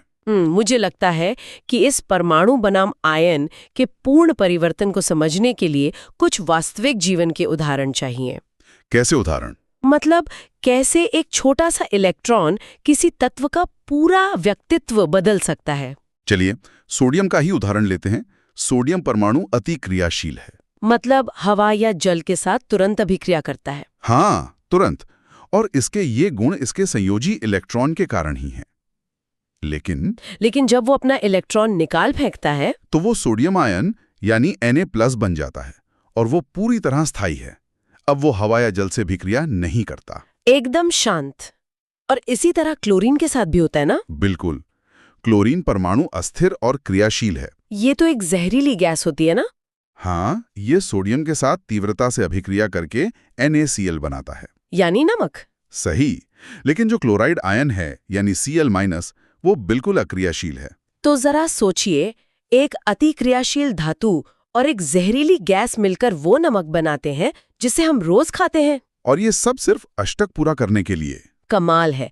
निष्कर्ष के तौर पर मैं उन तत्वों के बारे में पूछना चाहती हूँ जो आसानी से इलेक्ट्रॉन दे देते हैं। हाँ, जो परमाणु आसानी से इलेक्ट्रॉन त्याग कर धनायन बन जाते हैं, उन्हें विद्युत धनात्मक तत्व या इलेक्ट्रोपॉजिटिव एलिमेंट्स कहते हैं। जैसे कि हमारी धातुएं। बिल्कुल। सभी धातुएं जैसे सोडियम, मैग्नीशियम, कैल्शियम मुख्य रूप से विद्युत धनात्मक होती हैं, क्योंकि वे स्थिरता के लिए आसानी से इलेक्ट्रॉन त्याग देती हैं। अगर हम इस पूरी चर्चा को एक बड़े परिप्रेक्ष्य में समेटें तो रासायनिक अभिक्रियाओं में इलेक्ट्रॉनों का ये साधारण सा लेन देन ही संपूर्ण ब्रह्मांड में यौगिकों या कंपाउंड्स के निर्माण का आधार है। एकदम सही कहा आपने। अब इसी फ्लो को कंटिन्यू रखते हुए आगे के कंसेप्ट्स को समझते हैं। आज का हमारा विषय रासायनिक बंधन और वैद्युत संयोजक यौगिक के बारे में है। यानी हम ये जानने वाले हैं कि आखिर केमिस्ट्री में चीजें आपस में जुड़ती कैसे हैं। हाँ, बिल्कुल। अगर हम ध्यान दें तो ये पूरा विज्ञान सिर्फ इस बात पर निर्भर करता है कि परमाणु एक दूसरे को कैसे अट्रैक्ट करते हैं और जुड़ने के बाद कैसे स्थिर या स्टेबल होते हैं। अच्छा, यानी परमाणुओं के बीच आकर्षण और स्थिरता का विज्ञान। तो इसकी शुरुआत कहाँ से होती है? इसकी शुरुआत होती है परमाणु के बिल्कुल अंदर से। हमारी यात्रा एक परमाणु के अंदर इलेक्ट्रॉन की व्यवस्था से शुरू होकर एक ठोस क्रिस्टल बनने तक जाएगी। ये एक पूरी प्रक्रिया है। ये सुनने में भले ही थोड़ा जटिल लग रहा हो, पर हम इसे बिल्कुल सरल, स्पष्ट और विस्तृत व्याख्या के रूप में समझेंगे। एकदम सही कहा। देखिए, इसे समझने के लिए सबसे पहले आता है विद्युत ऋणात्मकता का सिद्धांत। विद्युत ऋणात्मकता, इस नए शब्द का मतलब क्या है आखिर? बहुत ही सरल शब्दों में बताऊं तो वे तत्व जिनके परमाणु आसानी से इलेक्ट्रॉन प्राप्त करके ऋणायन में बदल जाते हैं, उन्हें विद्युत ऋणात्मक तत्व कहते हैं। ओह, यानी जो तत्व इलेक्ट्रॉन खींचकर खुद को नेगेटिव मतलब एनायन बना लेते हैं। बिल्कुल। और आवर्त सारणी या पीरियोडिक टेबल को देखें तो वर्ग 1 के तत्व, जिन्हें हम क्षार धातुएं कहते हैं, वे उच्च धनात्मक होते हैं, यानी हमेशा पॉजिटिव चार्ज लेना पसंद करते हैं। अच्छा, और इसके विपरीत अगर हम वर्ग 17 के हैलोजन तत्वों को देखें तो वे उच्च विद्युत ऋणात्मक होते हैं। उन्हें इलेक्ट्रॉन खींचने में महारत हासिल होती है। तो हम उच्च और निम्न विद्युत ऋणात्मकता की तुलना आसानी से कर सकते हैं, जैसे Na वर्सेस F या K वर्सेस Cl। हाँ, और Rb वर्सेस Br और Cs वर्सेस I भी। ये जोड़ियां एक दूसरे के बिल्कुल विपरीत काम करती हैं, जैसे एक देता है और दूसरा लेता है। सही बात है। अब आते हैं रासायनिक बंधन और उसकी आवश्यकता पर। आखिर इन बंधनों की जरूरत ही क्या है? इसकी परिभाषा यही है कि एक ही या विभिन्न तत्वों के 2 या अधिक परमाणुओं के बीच रासायनिक संयोग होने से अणु का निर्माण होता है। यानी जब परमाणु मिलते हैं तभी मॉलिक्यूल बनते हैं। और अणु में परमाणुओं को बांधकर रखने वाला बल ही रासायनिक बंधन कहलाता है ना, जो उन्हें एक साथ चिपका कर रखता है। सही पकड़ा। पर यहाँ एक सवाल उठता है, अगर हम सोचें कि परमाणु बंधन बनाते क्यों हैं, उन्हें क्या जरूरत पड़ गई? हाँ, ये सच में सोचने वाली बात है। इसका कारण बहुत ही दिलचस्प है। हर तत्व का परमाणु अपने निकटतम उत्कृष्ट गैस यानी नोबल गैस जैसा स्थायी इलेक्ट्रॉनिक विन्यास प्राप्त करना चाहता है। अरे वाह, यानी हर एटम नोबल गैस की तरह कूल और स्थिर बनना चाहता है। बिल्कुल। और इस स्थिरता को पाने के लिए परमाणु 2 प्रक्रियाओं में से कोई एक अपनाते हैं। पहला है एक परमाणु से दूसरे परमाणु में इलेक्ट्रॉनों का स्थानांतरण, यानी इलेक्ट्रॉन को पूरी तरह त्यागना या ग्रहण करना।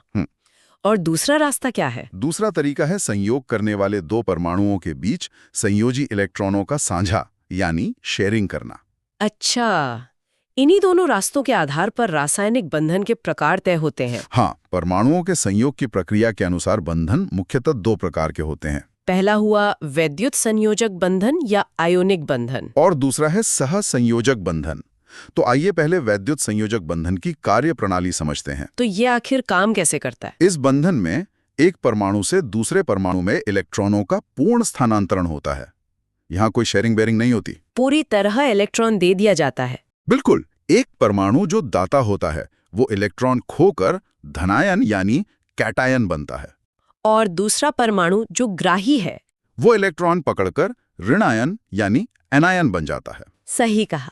फिर विपरीत आवेश वाले ये आयन स्थिर वैद्युत आकर्षण बल द्वारा आपस में मजबूती से जुड़ जाते हैं, एकदम चुंबक की तरह। अब समझ आई बात। इसे थोड़ा प्रैक्टिकली समझते हैं। निर्माण प्रक्रिया 1, जिसमें हमारा रोज का नमक सोडियम क्लोराइड बनता है। हाँ, यहाँ सोडियम और क्लोरीन संयोग करके सोडियम क्लोराइड बनाते हैं। इसका पहला चरण है सोडियम द्वारा इलेक्ट्रॉन का त्याग। देखिए, Na की परमाणु संख्या 11 है, तो उसका विन्यास 281 हुआ। और बाह्यतम शेल का एक इलेक्ट्रॉन त्याग कर ये स्थायी सोडियम आयन बन जाता है, यानी नियॉन जैसा विन्यास पा लेता है। समीकरण बना Na-1 इलेक्ट्रॉन बनता है Na+। एकदम सही। अब चरण 2 में क्लोरीन द्वारा इलेक्ट्रॉन ग्रहण किया जाता है। क्लोरीन की परमाणु संख्या 17 है, तो विन्यास 287 होता है। उसे एक की सख्त जरूरत है। तो यह Na द्वारा छोड़े गए एक इलेक्ट्रॉन को ग्रहण करके स्थायी क्लोराइड आयन बन जाता है और आर्गन जैसा विन्यास पा लेता है। समीकरण में ये Cl+1 इलेक्ट्रॉन बन जाता है Cl-।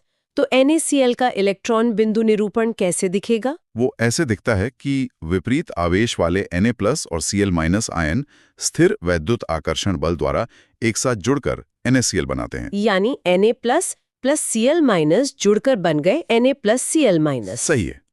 इस प्रकार दोनों परमाणुओं का अष्टक पूर्ण हो जाता है और एक स्थायी यौगिक का निर्माण होता है। दोनों का 8 का कोटा पूरा हो गया। चलिए अब निर्माण प्रक्रिया 2 देखते हैं, कैल्शियम ऑक्साइड का बनना। यहाँ कैल्शियम और ऑक्सीजन मिलकर कैल्शियम ऑक्साइड यानी CaO बनाते हैं। इनका इलेक्ट्रॉनिक विन्यास कुछ इस तरह है, कैल्शियम का 2-8-8-2 और ऑक्सीजन का 2-6 मिलता है Ca2+ में, क्योंकि उसने 2 खोए और कैल्शियम धनायन बन गया।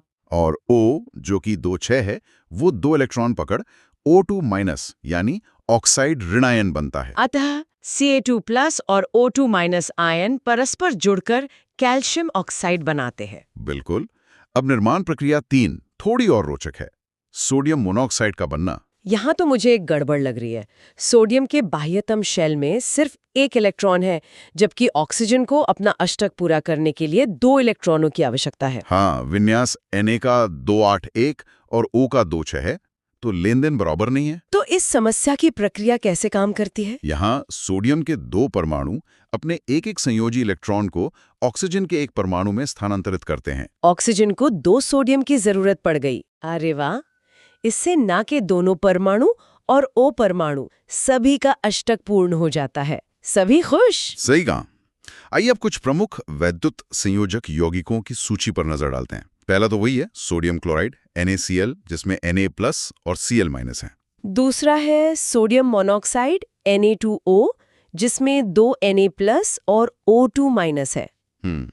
और तीसरा मैग्नीशियम क्लोराइड MgCl2 है, जिसमें Mg2+ और 2 Cl- होते हैं। चौथा मैग्नीशियम ऑक्साइड MgO, जिसमें Mg2+ और O2- है। पांचवा कैल्शियम क्लोराइड CaCl2, जिसमें Ca2+ और 2 Cl- है। और छठा कैल्शियम ऑक्साइड CaO, जिसमें Ca2+ और O2- होते हैं। सातवां है अमोनियम क्लोराइड NH4Cl, जिसमें NH4+ और Cl- होते हैं। आठवां अमोनियम सल्फेट, जिसे NH4 SO4 लिखते हैं, इसमें 2 NH4+ और SO4 होते हैं। नौवां बेरियम क्लोराइड BaCl2, जिसमें Ba2+ और 2 Cl- है।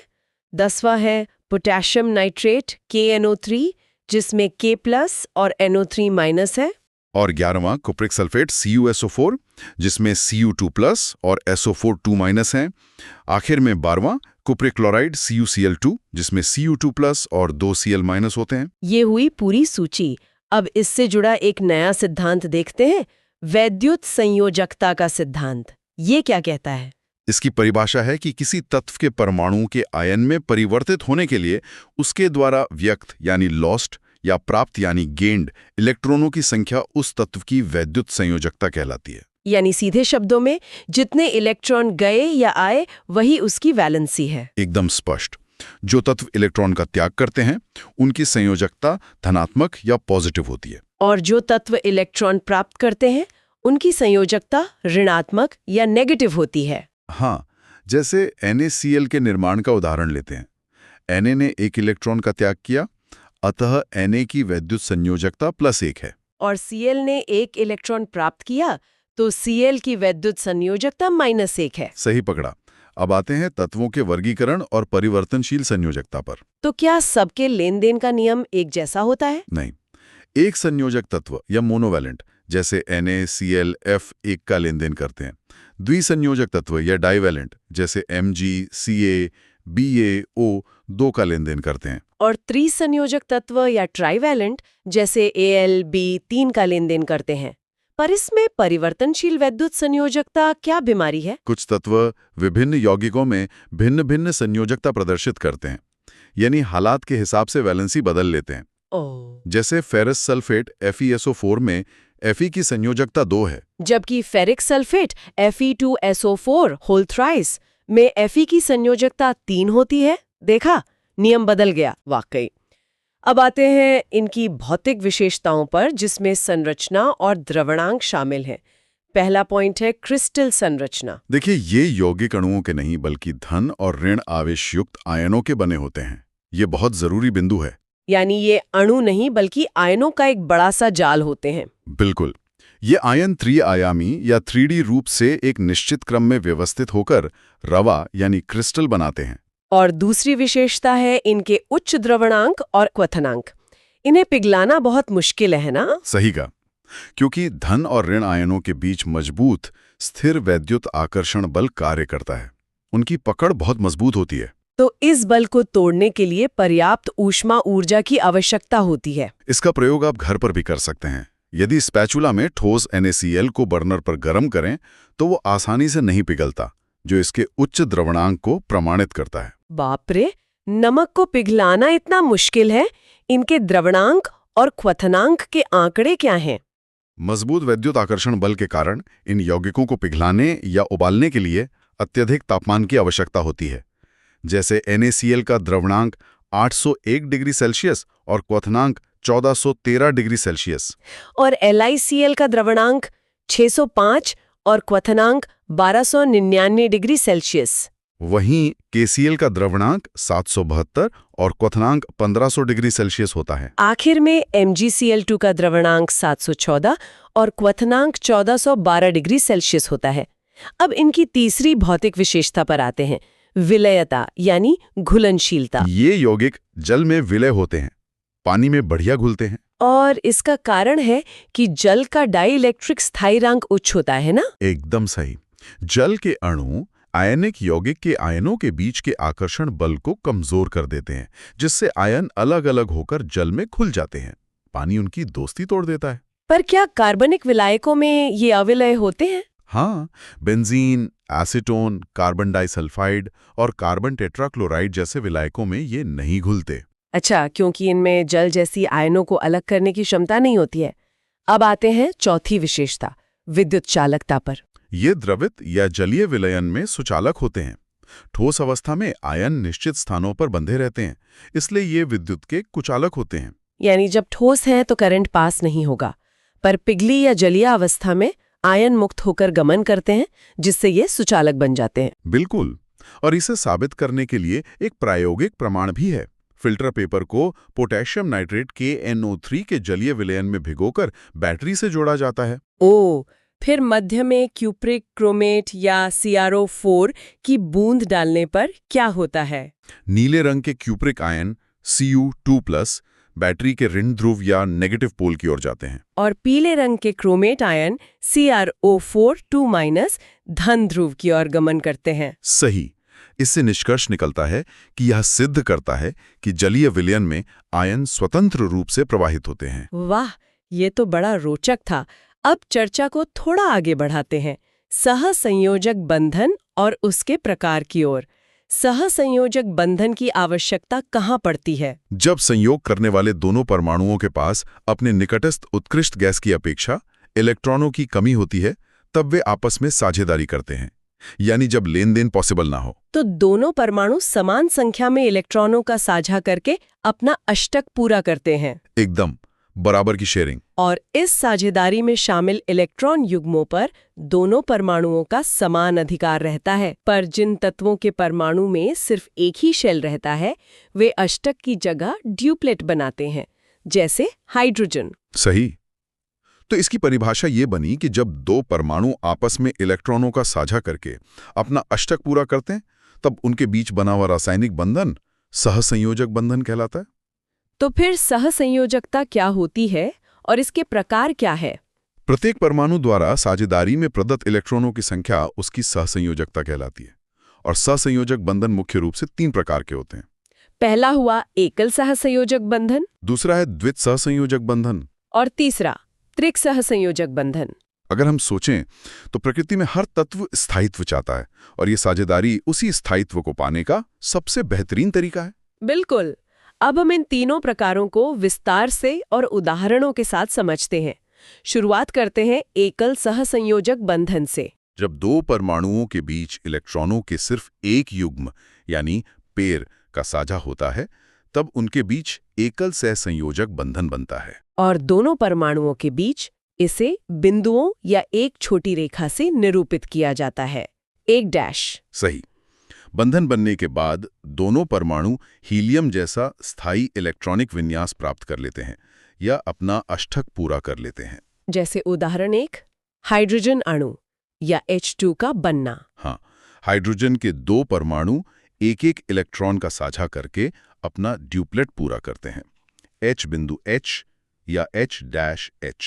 उदाहरण 2 में क्लोरीन अणु या Cl2 का बनना देखते हैं।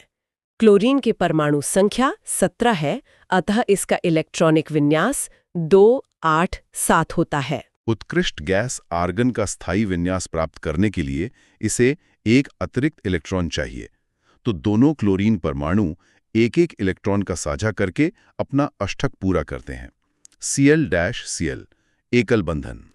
इसके संयोजी शेल में 4 इलेक्ट्रॉन होते हैं। कार्बन अपने इन 4 इलेक्ट्रॉनों का साझा 4 हाइड्रोजन परमाणुओं के एक एक इलेक्ट्रॉन के साथ करता है। तो कार्बन का एक परमाणु 4 हाइड्रोजन परमाणुओं के साथ 4 एकल बंध बनाता है। सही कहा। और इस तरह मीथेन अणु में साझा इलेक्ट्रॉनों के 4 युग्म या 4 पेयर्स होते हैं। उदाहरण 4 में कार्बन टेट्राक्लोराइड या CCl4 का बनना देखते हैं। कार्बन अपने 4 संयोजी इलेक्ट्रॉनों का साझा 4 क्लोरीन परमाणुओं, जिनके पास 7-7 इलेक्ट्रॉन हैं, उनके साथ करता है। इससे कार्बन नियॉन की तरह और चारों क्लोरीन परमाणु आर्गन की तरह स्थायी विन्यास प्राप्त कर लेते हैं। इसमें कार्बन का एक परमाणु क्लोरीन के 4 परमाणुओं के साथ 4 एकल बंध बनाता है। उदाहरण 5 बहुत एक कॉमन है, जल या H2O के अणु का बनना। ऑक्सीजन के संयोजी शेल में 6 इलेक्ट्रॉन और हाइड्रोजन के संयोजी शेल में 1 इलेक्ट्रॉन होते हैं। ऑक्सीजन को नियॉन जैसा और हाइड्रोजन को हीलियम जैसा विन्यास प्राप्त करने के लिए क्रमशः 2 और 1 इलेक्ट्रॉन चाहिए। तो ऑक्सीजन का एक परमाणु हाइड्रोजन के 2 परमाणुओं के साथ एक एक इलेक्ट्रॉन की साझेदारी करके 2 एकल बंधन O-H बनाता है। और आखिरी एकल बंधन का उदाहरण 6 है अमोनिया NH3 के अणु का बनना। नाइट्रोजन के संयोजी शेल में 5 इलेक्ट्रॉन होते हैं। इसे अपना अष्टक पूरा करने के लिए 3 इलेक्ट्रॉनों की आवश्यकता होती है। इसीलिए नाइट्रोजन अपनी 3 इलेक्ट्रॉनों का हाइड्रोजन के 3 परमाणुओं के साथ साझा करता है, जिससे 3 एकल बंधन N-H बनते हैं। इस प्रकार N परमाणु नियॉन की भांति और तीनों H परमाणु हीलियम की भांति स्थायी बन जाते हैं। ये तो हुई एकल सहसंयोजक बंधन की कहानी। अब द्वित सहसंयोजक बंधन के बारे में बात करते हैं। जब संयोग करने वाले दोनों परमाणु 2-2 इलेक्ट्रॉनों अर्थात 2 जोड़े का साझा करते हैं, तब उनके बीच द्वित सहसंयोजक बंधन बनता है, यानी डबल बॉन्ड। इसे इलेक्ट्रॉनों के इन 2 युग्मों को दोनों परमाणुओं के बीच 2 छोटी रेखाएं खींचकर प्रकट किया जाता है। बराबर जैसा निशान। हाँ, जैसे उदाहरण 1 ऑक्सीजन अणु O2 का बनना। ऑक्सीजन के संयोजी शेल में 6 इलेक्ट्रॉन होते हैं। अष्टक पूर्ण करने के लिए इसे 2 इलेक्ट्रॉनों की आवश्यकता होती है। अतः ऑक्सीजन के 2 परमाणु 2-2 इलेक्ट्रॉनों का साझा कर स्थायी O2 अणु बनाते हैं, O-O। उदाहरण 2 में कार्बन डाइऑक्साइड CO2 का बनना है।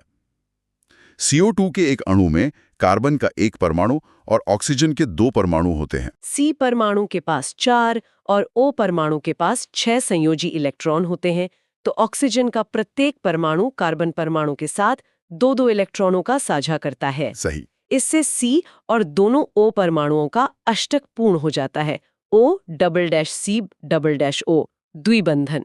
उदाहरण 3 में एथिलीन या ईथीन C2H4 का बनना देखते हैं।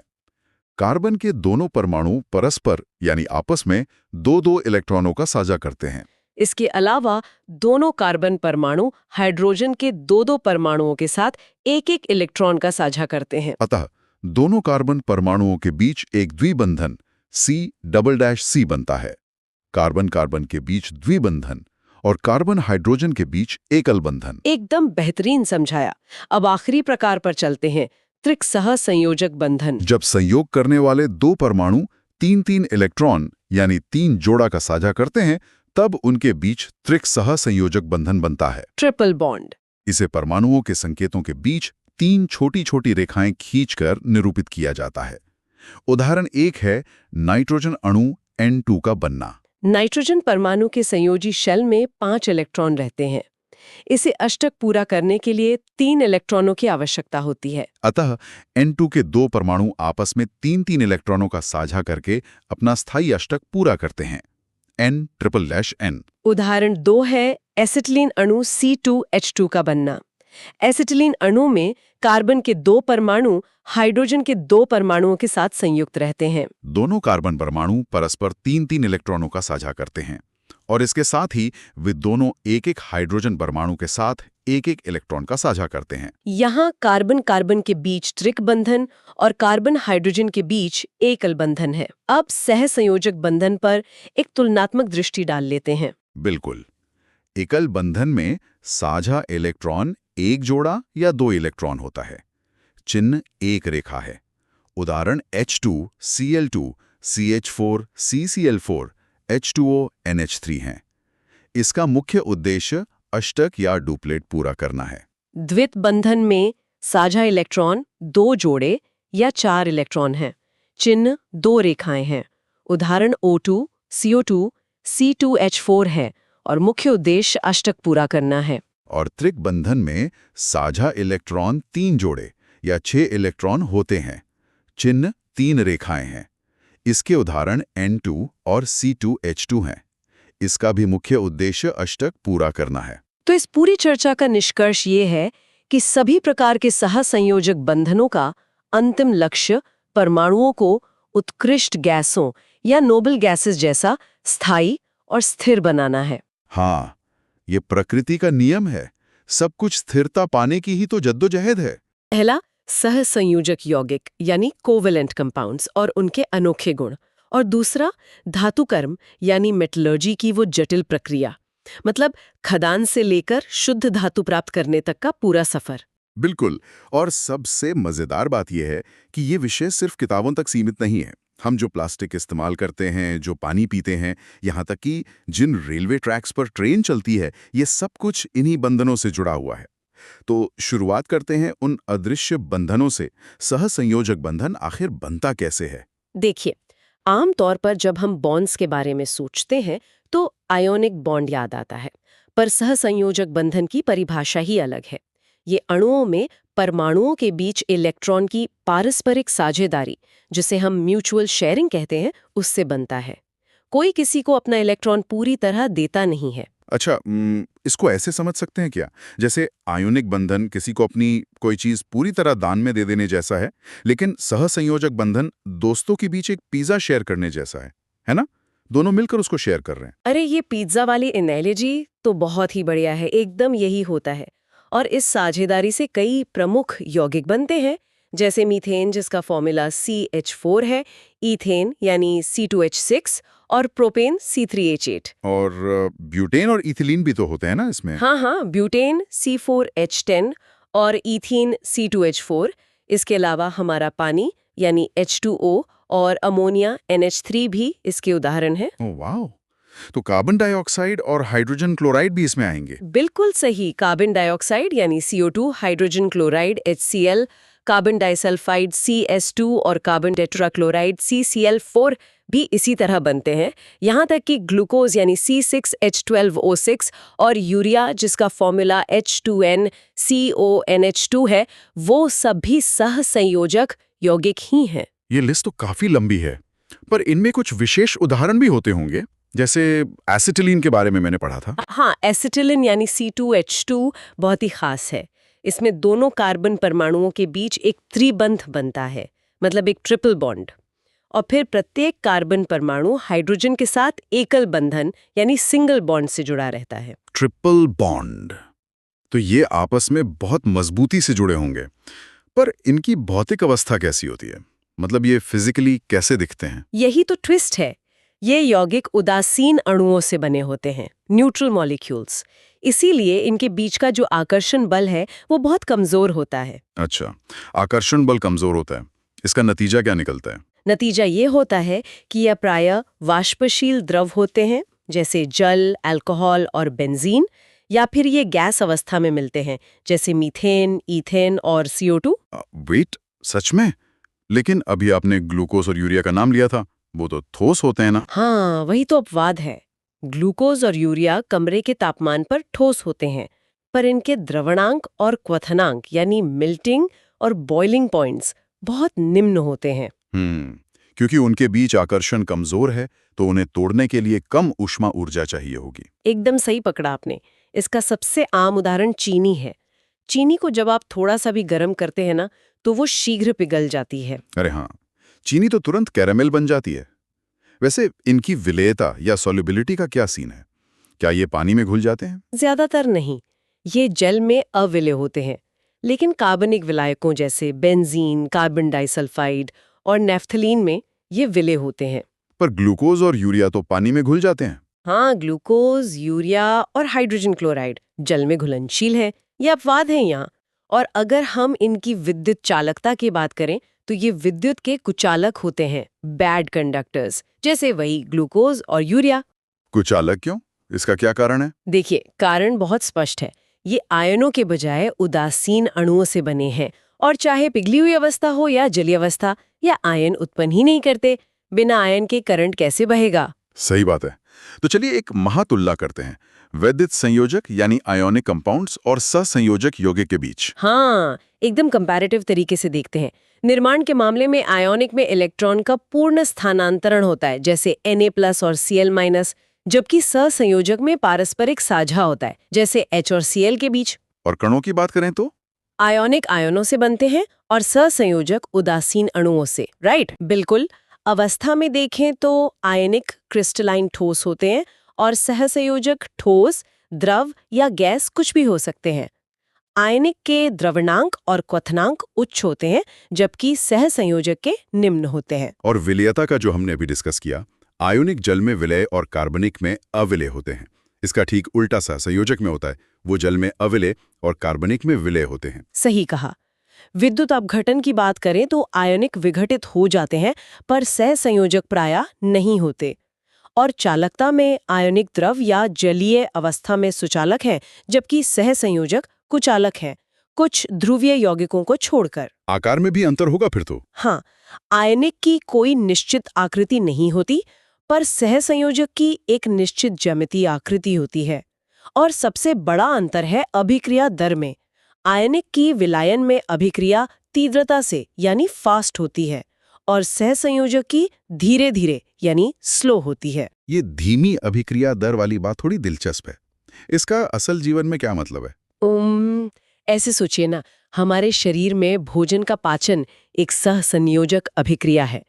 अगर ये फास्ट होती तो खाना खाते ही सारी ऊर्जा एक ही सेकंड में निकल आती और ब्लास्ट हो जाता। धीमी दर के कारण ही हमें दिन भर थोड़ी थोड़ी ऊर्जा मिलती रहती है। ओह, क्या बात है, ये तो कभी सोचा ही नहीं था। चलिए अब इन परमाणुओं की दुनिया से थोड़ा बाहर निकलते हैं। प्रकृति में जो धातुएं मिलती हैं और खनिजों या अयस्कों का जो विज्ञान है, उसकी बात करते हैं। बिल्कुल। हमारी पृथ्वी की परत, जिसे क्रस्ट कहते हैं, वो धातुओं का सबसे बड़ा स्रोत है। समुद्री जल में भी NaCl, MgCl2 होते हैं। धातुएं दो अवस्थाओं में मिलती हैं। पहली, मुक्त अवस्था। ये वो धातुएं हैं जो कम क्रियाशील हैं और इन पर O2 या CO2 का प्रभाव नहीं पड़ता, जैसे सिल्वर, गोल्ड और प्लैटिनम। तभी तो सोना हमेशा चमकता रहता है। और दूसरी अवस्था कौन सी है? दूसरी है संयुक्त अवस्था। ये अधिक क्रियाशील धातुएं हैं जो ऑक्साइड, सल्फाइड आदि के रूप में मिलती हैं, जैसे सोडियम, पोटेशियम, मैग्नीशियम, कैल्शियम और एल्यूमिनियम। अब यहाँ एक कंफ्यूजन होता है। खनिज यानी मिनरल्स और अयस्क यानी ओर्स में इनकी परिभाषा क्या है? देखिए, पृथ्वी से निकलने वाला हर धातु युक्त पदार्थ खनिज है, पर जिस खनिज से धातु सरलता और कम खर्च में मिलती है, सिर्फ वही अयस्क कहलाता है। इसका एक गोल्डन रूल है, सभी अयस्क खनिज होते हैं, किंतु सभी खनिज अयस्क नहीं होते हैं। हाँ, समझ गया। इसका कोई उदाहरण है? एल्यूमिनियम का ही ले लीजिए। बॉक्साइट और मिट्टी दोनों खनिज है, पर अयस्क केवल बॉक्साइट है, क्योंकि उससे धातु आसानी से और सस्ते में निकल आती है। सही बात है। वैसे भारत में ये अयस्क कहाँ-कहाँ पाए जाते हैं? देखिए, सोडियम का बोरैक्स लद्दाख में मिलता है। मैग्नीशियम का डोलोमाइट तमिलनाडु में होता है। और कैल्शियम का जिप्सम भी तो होता है। मैंने सुना है वो राजस्थान में मिलता है। हाँ, राजस्थान, तमिलनाडु और जम्मू कश्मीर में। एल्यूमिनियम का बॉक्साइट यूपी, MP, ओडिशा और महाराष्ट्र में पाया जाता है। कॉपर आपको झारखंड और MP में मिलेगा। जिंक राजस्थान में और आयरन का हीमेटाइट झारखंड और कर्नाटका में। ये तो पूरी ज्योग्राफी की क्लास हो गई। अच्छा, ये अयस्क कितने प्रकार के होते हैं? अयस्कों के मुख्य 5 प्रकार होते हैं: ऑक्साइड, सल्फाइड, कार्बोनेट, हेलाइड और फॉस्फेट। तो अब आते हैं धातु कर्म या मेटलर्जी पर। ये आखिर है क्या? धातु कर्म दरअसल अयस्कों से धातुओं के निष्कर्षण और शोधन की पूरी जटिल प्रक्रिया है। इसके 4 मुख्य चरण होते हैं। पहला संद्रण यानी कॉन्सेंट्रेशन, दूसरा ऑक्साइड में परिवर्तन, तीसरा धातु का निष्कर्षण और चौथा धातु का शोधन। पर इन चरणों में आने वाले पारिभाषिक शब्दों का क्या? पहले चरण में गैंगे शब्द आता है। हाँ, गैंग का मतलब है अयस्क में मौजूद अवांछनीय पदार्थ या कचरा, और अयस्क के संदरण का मतलब ही यही है, इस गैंग को हटाना। फिर आता है निस्तापन या कैल्सिनेशन, जिसमें वायु की अनुपस्थिति में अयस्क को ऑक्साइड बनाया जाता है, और भर्जन या रोस्टिंग, जिसमें वायु की उपस्थिति में तीव्रता से गर्म करते हैं। अच्छा, और दूसरे चरण में गलाक यानी फ्लक्स और धातुमल यानी स्लैग की बात आती है। इनकी क्या रासायनिक समीकरण है? जब आप गैंग और गलक को मिलाते हैं तो धातुमल बनता है। ये हल्का होकर ऊपर तैरता है। अगर अशुद्धि अम्लीय है तो हम क्षारीय गलक जैसे CaO मिलाते हैं, और अगर अशुद्धि क्षारीय है तो अम्लीय गलक जैसे SiO2 मिलाते हैं। वेट, ये तो सच में हैरान करने वाली बात है। विज्ञान में अशुद्धियों को हटाने के लिए खुद एक और रसायन मिलाया जाता है ताकि गंदगी तैर कर ऊपर आ जाए। हाँ? केमिस्ट्री बहुत चतुर है। फिर आता है प्रगलन, जिसे स्मेल्टिंग कहते हैं। इसमें कोक के साथ गर्म करके धातु प्राप्त की जाती है। क्या हर धातु के लिए एक ही सिद्धांत काम करता है? नहीं, ये क्रियाशीलता पर निर्भर करता है। उच्च क्रियाशील धातुएं जैसे पोटेशियम, सोडियम के लिए वैद्युत अपघटन करते हैं। मध्यम जैसे जिंक और आयन के लिए निस्तापन या भर्जन करके अपचयन करते हैं। और कम क्रियाशील जैसे गोल्ड, सिल्वर, कॉपर तो मुक्त अवस्था में मिलती हैं या केवल भर्जन से काम चल जाता है। तो इस पूरी प्रक्रिया में सबसे पहला कदम जो था अयस्क का संधारण, वो कैसे होता है? इसकी भौतिक विधियां क्या हैं? इनका सिद्धांत अयस्क और गैंगियों के भौतिक और रासायनिक गुणों के अंतर पर आधारित है। सबसे सरल है हाथ से चुनकर यानी हैंड पिकिंग, जिससे बड़ी अशुद्धियां हटाई जाती हैं। फिर आता है पीसना या क्रशिंग। क्रशर से टुकड़े करते हैं और फिर स्टैम्प मिल से बारीक पाउडर बनाते हैं। पाउडर थ्रू बनाते हैं? ताकि सतह का क्षेत्रफल या सरफेस एरिया बढ़ जाए। उसके बाद भारी अयस्कों के लिए गुरुत्व पृथक्करण या ग्रेविटी सेपरेशन का इस्तेमाल होता है। इसमें एक कंपन करने वाले टेबल पर मैदान यानी रिजेस होती हैं। भारी कण वहीं रुक जाते हैं और हल्की अशुद्धियां बह जाती हैं। एक मेथड फेन प्लामन विधि यानी फ्लोट फ्लोटेशन भी तो है, वो कैसे काम करती है? हाँ, वो सल्फाइड अयस्कों जैसे कॉपर, लेड, जिंक के लिए होती है। इसमें चीड़ का तेल यानी पाइन ऑयल और वायु प्रवाह का इस्तेमाल होता है। गैंगियो नीचे बैठ जाता है और अयस्क तेल से भीगकर झाग यानी फ्रॉथ के साथ ऊपर आ जाता है। फिर अम्ला मिलाकर झाग समाप्त कर देते हैं। इंसान ने सच में कितनी शानदार मशीनें बनाई है ना, भारीपन, चुंबकत्व और पिघलने के तापमान जैसे बुनियादी नियमों का उपयोग करके। वैसे पिघलने की बात आई तो गालानिक पृथक्करण या लिक्वेशन क्या है? ये कम द्रवणांक वाले अयस्कों के लिए होता है, जैसे एंटीमनी का स्टिबनाइट। इसमें एक ढालू तल या स्लोपिंग हार्थ पर गर्म करते हैं। अयस्क पिघल कर आगे बह जाता है और ठोस अशुद्धियां पीछे छूट जाती हैं। और चुंबकीय पृथक्करण, ये कब इस्तेमाल होता है? जब अयस्क या गैंगियो में से कोई एक चुंबकीय हो, जैसे टिनस्टोन या SnO2 अचुंबकीय है पर उसमें वोल्फ्राम की चुंबकीय अशुद्धि होती है। इसके लिए चुंबकीय बेलन या रोलर्स का उपयोग किया जाता है। पर क्या हो अगर ये भौतिक विधियां काम ना आए? तब रासायनिक संधारण की जरूरत पड़ती होगी। बिल्कुल, तब हम निक्षालन या लीचिंग का उपयोग करते हैं। ये रासायनिक विधि है और तब काम आती है जब अयस्क और अशुद्धि के रासायनिक गुण अलग हों। वैसे सिल्वर और गोल्ड के लिए भी इसका उपयोग होता है। बॉक्साइट की जो प्रक्रिया है वो भी तो इसी का हिस्सा है, जिसमें उसको NaOH में डाला जाता है। एकदम सही। बॉक्साइट को NaOH में डालने पर Al2O3 और SiO2 घुल जाते हैं। अघुलनशील अशुद्धियां छान ली जाती हैं। फिर एल्यूमिनियम हाइड्रोक्साइड मिलाकर हिलाते हैं, जिससे अवक्षेप या प्रेसिपिटेट बनता है। इसके 3 समीकरण हैं, जैसे Al2O3 + 2 NaOH से 2 NaAlO2 और H2O बनता है। अच्छा, अब हमारे पास सांद्रित अयस्क है, पर कार्बोनेट या सल्फाइड से धातु निकालना तो कठिन है ना? हाँ, इसीलिए उसको ऑक्साइड में बदलना पड़ता है। इसके 2 तरीके मैंने पहले बताए थे, निस्तापन और भर्जन। निस्तापन वायु की अनुपस्थिति में कार्बोनेट या ऑक्साइड के लिए होता है, जैसे ZnCO3 को गर्म करने पर ZnO और CO2 मिलता है। और भर्जन में? वायु की पर्याप्त आपूर्ति होती है। यह सल्फाइड अयस्कों के लिए है, जैसे 2ZnS और 3O2 मिलकर 2ZnO और 2SO2 बनाते हैं। सही पकड़ा? एक विशेष उदाहरण है सिनेबार का, यानी HGS। इसका सीधे भर्जन करके पारा या मर्क्यूरी प्राप्त किया जाता है। समीकरण है HGS + O2, जिससे Hg और SO2 मिलता है। तो अंत में हम अवकरण या रिडक्शन पर पहुंचते हैं। ऑक्साइड से धातु कैसे मिलती है? इसके अलग अलग तरीके हैं। कम क्रियाशील धातुओं के लिए, जैसे मर्क्यूरी, सिर्फ ऊष्मा द्वारा अवकरण होता है। मध्यम क्रियाशील के लिए कार्बन द्वारा, जिसे प्रगलन कहते हैं, जैसे Fe2O3 + 3C से 2Fe और 3CO मिलता है। पर जब कार्बन काम ना करे तो?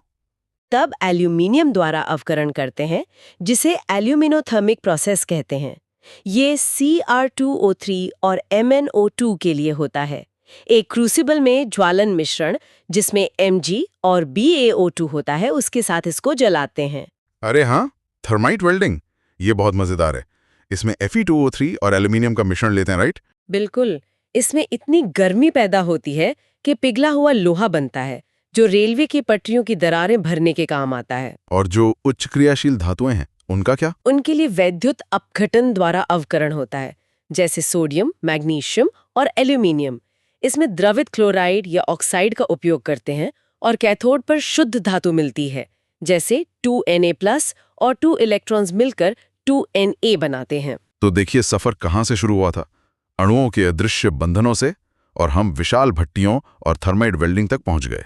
हाँ, रसायन विज्ञान का ये पूरा आकर्षण इसी छोटी और बड़ी दुनिया के जुड़ाव में ही तो है। बिल्कुल।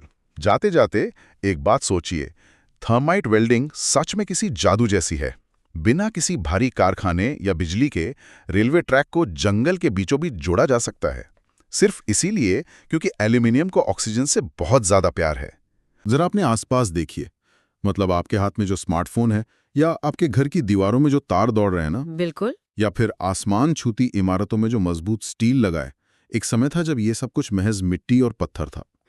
कोई सोच भी नहीं सकता कि उन बेजान गंदे चट्टानों के भीतर हमारी पूरी आधुनिक सभ्यता का ढांचा छिपा है। सही बात है।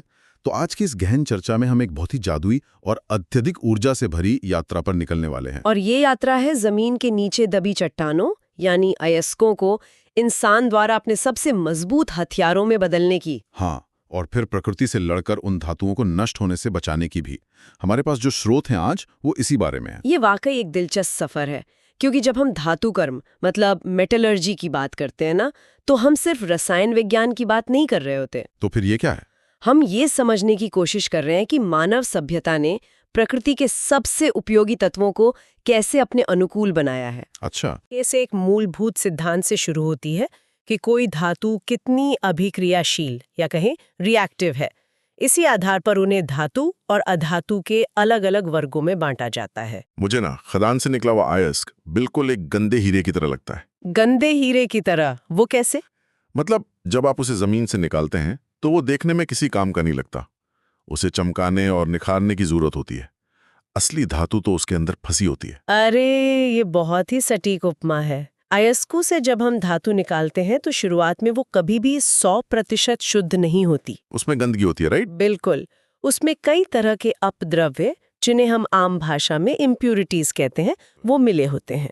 और अशुद्ध धातु से इन अपद्रव्यों को हटाना ही धातु शोधन या रिफाइनिंग कहलाता है। तो ये सफाई होती कैसे है? हमारे पास कुछ तरीके हैं, जैसे गलनिक पृथक्करण विधि, जिसे लिक्वेशन प्रोसेस भी कहते हैं। ये कैसे काम करता है? ये तरीका उन धातुओं के लिए बहुत काम का है जिनका द्रवणांक यानी मेल्टिंग पॉइंट काफी कम होता है, जैसे टिन और लेड। तो इसमें करते क्या है? इस प्रक्रिया में अशुद्ध धातु को एक ढालू भट्टी मतलब एक स्लोपिंग रिवर्बरेटरी फर्नेस के ऊपरी सिरे पर रखा जाता है और तापमान को धातु के मेल्टिंग पॉइंट से बस थोड़ा सा ऊपर रखा जाता है। अच्छा, तो क्योंकि धातु जल्दी पिघलती है, वो तरल होकर ढलान से नीचे बहने लगती है। एकदम सही, शुद्ध धातु पिघलकर नीचे बह जाती है, जबकि जो अघुलनशील अपद्रव्य है, जो पिघलते नहीं है, वो वहीं पीछे छूट जाते हैं। ये तो बहुत आसान है। लेकिन तांबा, जिंक, टिन, निकल, सिल्वर, गोल्ड और एल्यूमिनियम जैसी धातुओं का क्या? इन्हें पूर्ण शुद्ध रूप में कैसे प्राप्त करें? इसके लिए हम बिजली का इस्तेमाल करते हैं। इसे वैद्युत अपघटन द्वारा शोधन या इलेक्ट्रोलाइटिक रिफाइनिंग कहते हैं। इसमें क्या होता है? ये एनोड और कैथोड वाला कुछ सिस्टम है ना? हाँ, इसमें अशुद्ध धातु की एक मोटी प्लेट लेते हैं, जिसे एनोड यानी पॉजिटिव साइड बनाते हैं, और शुद्ध धातु की एक बहुत पतली प्लेट को कैथोड यानी नेगेटिव साइड बनाते हैं। और ये किसी लिक्विड में डूबे होते हैं? बिल्कुल, वो लिक्विड उसी धातु का एक सॉल्ट सॉल्यूशन होता है। जब इसमें विद्युत प्रवाह किया जाता है तो एनोड से शुद्ध धातु निकलकर विलयन में घुलने लगती है और फिर वो तैरकर कैथोड पर चली जाती है। सही पकड़ा। उतनी ही मात्रा में धातु विलयन से निकलकर कैथोड पर जमा हो जाती है। लेकिन वो जो अशुद्ध धातु की मोटी प्लेट में गंदगी थी, उसका क्या होता है? जो विलेय अपद्रव्य हैं वो घोल में घुल जाते हैं, और जो अविलेय कचरा है वो एनोड के नीचे इकट्ठा हो जाता है। इसे ही हम एनोड मड कहते हैं। अरे वाह! तांबे का भी ऐसे ही शोधन होता है क्या? हाँ, तांबे के विशेष उदाहरण में हम अम्लीय कॉपर सल्फेट का विलयन लेते हैं। कैथोड पर शुद्ध तांबे की पतली चादर होती है, जिस पर ग्रेफाइट की परत लगी होती है। और इससे तांबा कितना शुद्ध हो जाता है? इससे हमें कैथोड पर 99.99% शुद्ध कॉपर मिलता है। रासायनिक रूप से देखें तो एनोड पर ऑक्सीकरण होता है, जहां कॉपर इलेक्ट्रॉन छोड़कर कॉपर आयन बनता है, और कैथोड पर वो इलेक्ट्रॉन वापस लेकर शुद्ध कॉपर बन जाता है, मतलब अवकरण होता है। एकदम सही। लेकिन यार एक बात सोचिए, सांद्रित अयस्क से कच्ची धातु को पहली बार बाहर कैसे निकाला जाता है? ये पूरी तरह धातु की अभिक्रियाशीलता पर निर्भर करता है। उच्च अभिक्रियाशील धातुएं विद्युत अपघटन से निकलती हैं, मध्यम वाली निस्तापन, भर्जन और अवकरण से, और निम्न वाली भर्जन और शोधन से। तो चलिए सोडियम से शुरू करते हैं। इसका परमाणु संख्या 11 है और ये बहुत उच्च अभिक्रियाशील है। हाँ, सोडियम के लिए हम डाउन की विधि का इस्तेमाल करते हैं। इसमें द्रवित सोडियम क्लोराइड यानी नमक का वैद्युत अपघटन किया जाता है। एक मिनट, नमक का द्रवणांक तो बहुत अधिक होता है ना, शायद 820 डिग्री सेल्सियस। तो इसे पिघलाना मुश्किल नहीं है? बिल्कुल मुश्किल है। इसलिए तापमान को कम करने के लिए इसमें कैल्शियम क्लोराइड मिलाया जाता है। मजे की बात यह है कि इसका वैद्युत अपघटन नहीं होता, ये बस तापमान कम करता है। अच्छा, ये तो स्मार्ट तरीका है। तो फिर क्या होता है? बिजली पास करने पर कैथोड पर सोडियम जमा हो जाता है और एनोड पर क्लोरीन गैस निकलती है। मेरे दिमाग में एक सवाल आ रहा है, हम नमक का जलीय विलयन मतलब पानी वाला घोल इस्तेमाल क्यों नहीं करते? पिघलाने की झंझट ही खत्म। अरे नहीं, ऐसा किया तो बहुत खतरनाक होगा। अगर जलीय विलयन लें तो कैथोड पर मुक्त सोडियम तुरंत जल से तीव्र अभिक्रिया कर लेगा। अच्छा, वो पानी से रिएक्ट कर लेगा? हाँ, और सोडियम हाइड्रोक्साइड और हाइड्रोजन गैस बना देगा, और हाइड्रोजन तो आग पकड़ लेती है। बाप रे। चलो सोडियम तो हो गया, अब मध्यम अभिक्रियाशील धातु पर आते हैं। जस्ता यानी जिंक, जिसका परमाणु संख्या 30 है। इसके प्रमुख अयस्क कौन से हैं? जिंक के प्रमुख अयस्क हैं जिंक ब्लेंड, कैलामाइन और जिंकाइट। कैलामाइन से धातु निकालने के लिए हम पहले निस्तापन यानी कैल्सिनेशन करते हैं। कैल्सिनेशन मतलब बिना हवा के गर्म करना? हाँ, इससे हमें जिंक ऑक्साइड मिलता है। फिर इसे कोयले के चूर्ण यानी कार्बन के साथ गर्म करते हैं, जिससे अवकरण होकर शुद्ध जिंक मिल जाता है। और जिंक ब्लेंड का क्या? उसमें तो सल्फर होता है। सही कहा। जिंक ब्लेंड के लिए हम वायु की उपस्थिति में उच्च ताप पर भर्जन या रोस्टिंग करते हैं। इससे जिंक ऑक्साइड और सल्फर डाइऑक्साइड गैस मिलती है। फिर से कार्बन द्वारा अवकरण कर लेते हैं। और इसे साफ कैसे करते हैं? जस्ते के वैद्युत शोधन में शुद्ध एल्यूमिनियम की पन्नी कैथोड बनती है और अशुद्ध जस्ता एनोड, और विलयन जिंक सल्फेट का होता है। अब बात करते हैं पारा यानी मरकरी की। परमाणु संख्या 80। ये तो कमरे के ताप पर ही द्रव होता है ना? हाँ, इसका मुख्य अयस्क सिनेबार है। इसे चारकोल के साथ गर्म करते हैं। पहले भर्जन से मर्क्यूरिक ऑक्साइड बनता है और फिर अवकरण से पारा बनता है। लेकिन भट्ठी में तो वो भाप बन जाएगा ना? बिल्कुल। अंत में उस वाष्प को संघनक यानी कंडेंसर से प्रवाहित करके लिक्विड पारा प्राप्त कर लेते हैं। कमाल है। और एल्यूमिनियम का क्या प्रोसेस है? परमाणु संख्या 13, इसके अयस्क तो बॉक्साइट, कोरंडम और क्रायोलाइट है। एल्यूमिनियम का निष्कर्षण थोड़ा लंबा है। सांद्रित बॉक्साइट को चूना और सोडियम कार्बोनेट के साथ गर्म कर सोडियम एल्यूमिनेट बनाते हैं। अच्छा, फिर इसे जल में घोलकर छानते हैं और 50 से 60 डिग्री सेल्सियस पर कार्बन डाइऑक्साइड गैस प्रवाहित करते हैं। इससे क्या होता है? इससे एल्यूमिनियम हाइड्रोक्साइड का अवशेप या प्रेसिपिटेट मिलता है। इसे धोकर, सुखाकर और गर्म करके शुद्ध एल्यूमिना प्राप्त होता है। और फिर उस एल्यूमिना का वैद्युत अपघटन करते हैं? हाँ, और कैथोड पर शुद्ध एल्यूमिनियम और एनोड पर ऑक्सीजन गैस मिल जाती है। यार, इतनी मेहनत से धातु निकालने के बाद प्रकृति उसे वापस मिट्टी में मिलाना चाहती है। संक्षारण क्या होता है? संक्षारण या कोरोजन एक अवांछनीय प्रक्रिया है जहां वायु की अभिक्रिया से धातु की सतह का क्षय होता है। वायु में ऑक्सीजन, जलवाष्प, carbon dioxide, sulphur dioxide, hydrogen sulphide जैसी चीजें होती हैं। इसका सबसे बड़ा उदाहरण तो लोहे में जंग लगना है। आर्द्र वायु में उस पर भूरे रंग की परत बन जाती है, जिसे रस्ट कहते हैं। बिल्कुल। ये एक ऑक्सीकरण अवकरण अभिक्रिया है। इससे फेरिक ऑक्साइड और फेरिक हाइड्रोक्साइड का सम्मिश्रण बनता है। और ये जंग भुरभुरा कर गिरता रहता है, जिससे धातु पूरी तरह नष्ट हो जाती है। हाँ, इसके लिए एक बहुत दिलचस्प प्रयोग है, 3 परख नलियों वाला प्रयोग। अच्छा, बताइए। परख नली ए में हमने सामान्य जल और हवा रखी। उसमें लोहे की कीलों पर जंग लग गई क्योंकि ऑक्सीजन और जलवाष्प दोनों थे। परख नली बी में उबला हुआ जल डाला और ऊपर तेल की परत लगा दी। इसमें जंग नहीं लगी क्योंकि केवल जलवाष्प थी। तेल ने हवा को रोक दिया तो ऑक्सीजन नहीं मिली। और परख नली सी में क्या किया? सूखी हवा रखी। इसमें भी जंग नहीं लगी क्योंकि कैल्शियम क्लोराइड ने सारी नमी सोख ली, तो केवल ऑक्सीजन थी। तो निष्कर्ष ये है कि जंग लगने के लिए ऑक्सीजन और जलवाष्प दोनों अनिवार्य है। एकदम सही। तांबे का भी संक्षारण होता है ना? तांबे पर आर्द्र वायु के कारण हरे रंग की भास्मिक कॉपर कार्बोनेट की परत बैठ जाती है। हाँ। तो दैनिक जीवन में पुराने तांबे के बर्तन नींबू या इमली से क्यों साफ किए जाते हैं? क्योंकि वो हरा पदार्थ क्षारीय यानी बेसिक होता है और नींबू का अम्ल या एसिड उसे उदासीन यानी न्यूट्रलाइज कर देता है। और चांदी की चीजें जैसे पायलें मलिन होकर काली क्यों पड़ जाती है? क्योंकि वायु में उपस्थित सल्फर डाइऑक्साइड और हाइड्रोजन सल्फाइड गैस चांदी से अभिक्रिया कर सिल्वर सल्फाइड की काली परत बना लेती हैं। तो इस संक्षारण से बचाव के उपाय क्या हैं? ये तो एक स्थायी समाधान मांगता है। बचाव के कई तरीके हैं। पहला है सतह पर लेप लगाना। ग्रीज या वार्निश लगा दो तो हवा और नमी का संपर्क कट जाता है। रंगाई मतलब पेंटिंग भी तो करते हैं ना? हाँ, इनेमल अवरोधक रंग का उपयोग करके। हाँ, और कुछ धातुएं स्वयं रक्षा कवच बना लेती हैं, अपना खुद का ऑक्साइड बनाती हैं। जैसे एनोडीकरण में करते हैं। बिल्कुल। एनोडीकरण में एल्यूमिनियम पर सल्फ्यूरिक अम्ल में विद्युत धारा प्रवाहित कर ऑक्साइड की परत और मोटी की जाती है। एक तरीका गैल्वनीकरण भी है। मुझे ये लोहे के लिए एक बॉडीगार्ड की तरह लगता है। सही उपमा है। इसमें लोहे पर पिघले जस्ते की परत चढ़ाते हैं। जस्ता लोहे से अधिक क्रियाशील है, इसलिए हवा का सारा प्रभाव जस्ते पर पड़ता है, लोहा सुरक्षित रहता है। और विद्युत लेपन में हम लोहे पर टिन, निकेल या क्रोमियम का लेप चढ़ाते हैं, जिसे क्रोम लेपन भी कहते हैं। हाँ, और धातुओं को सुरक्षित रखने का एक और तरीका है मिश्र धातु यानी अलॉयज बनाना।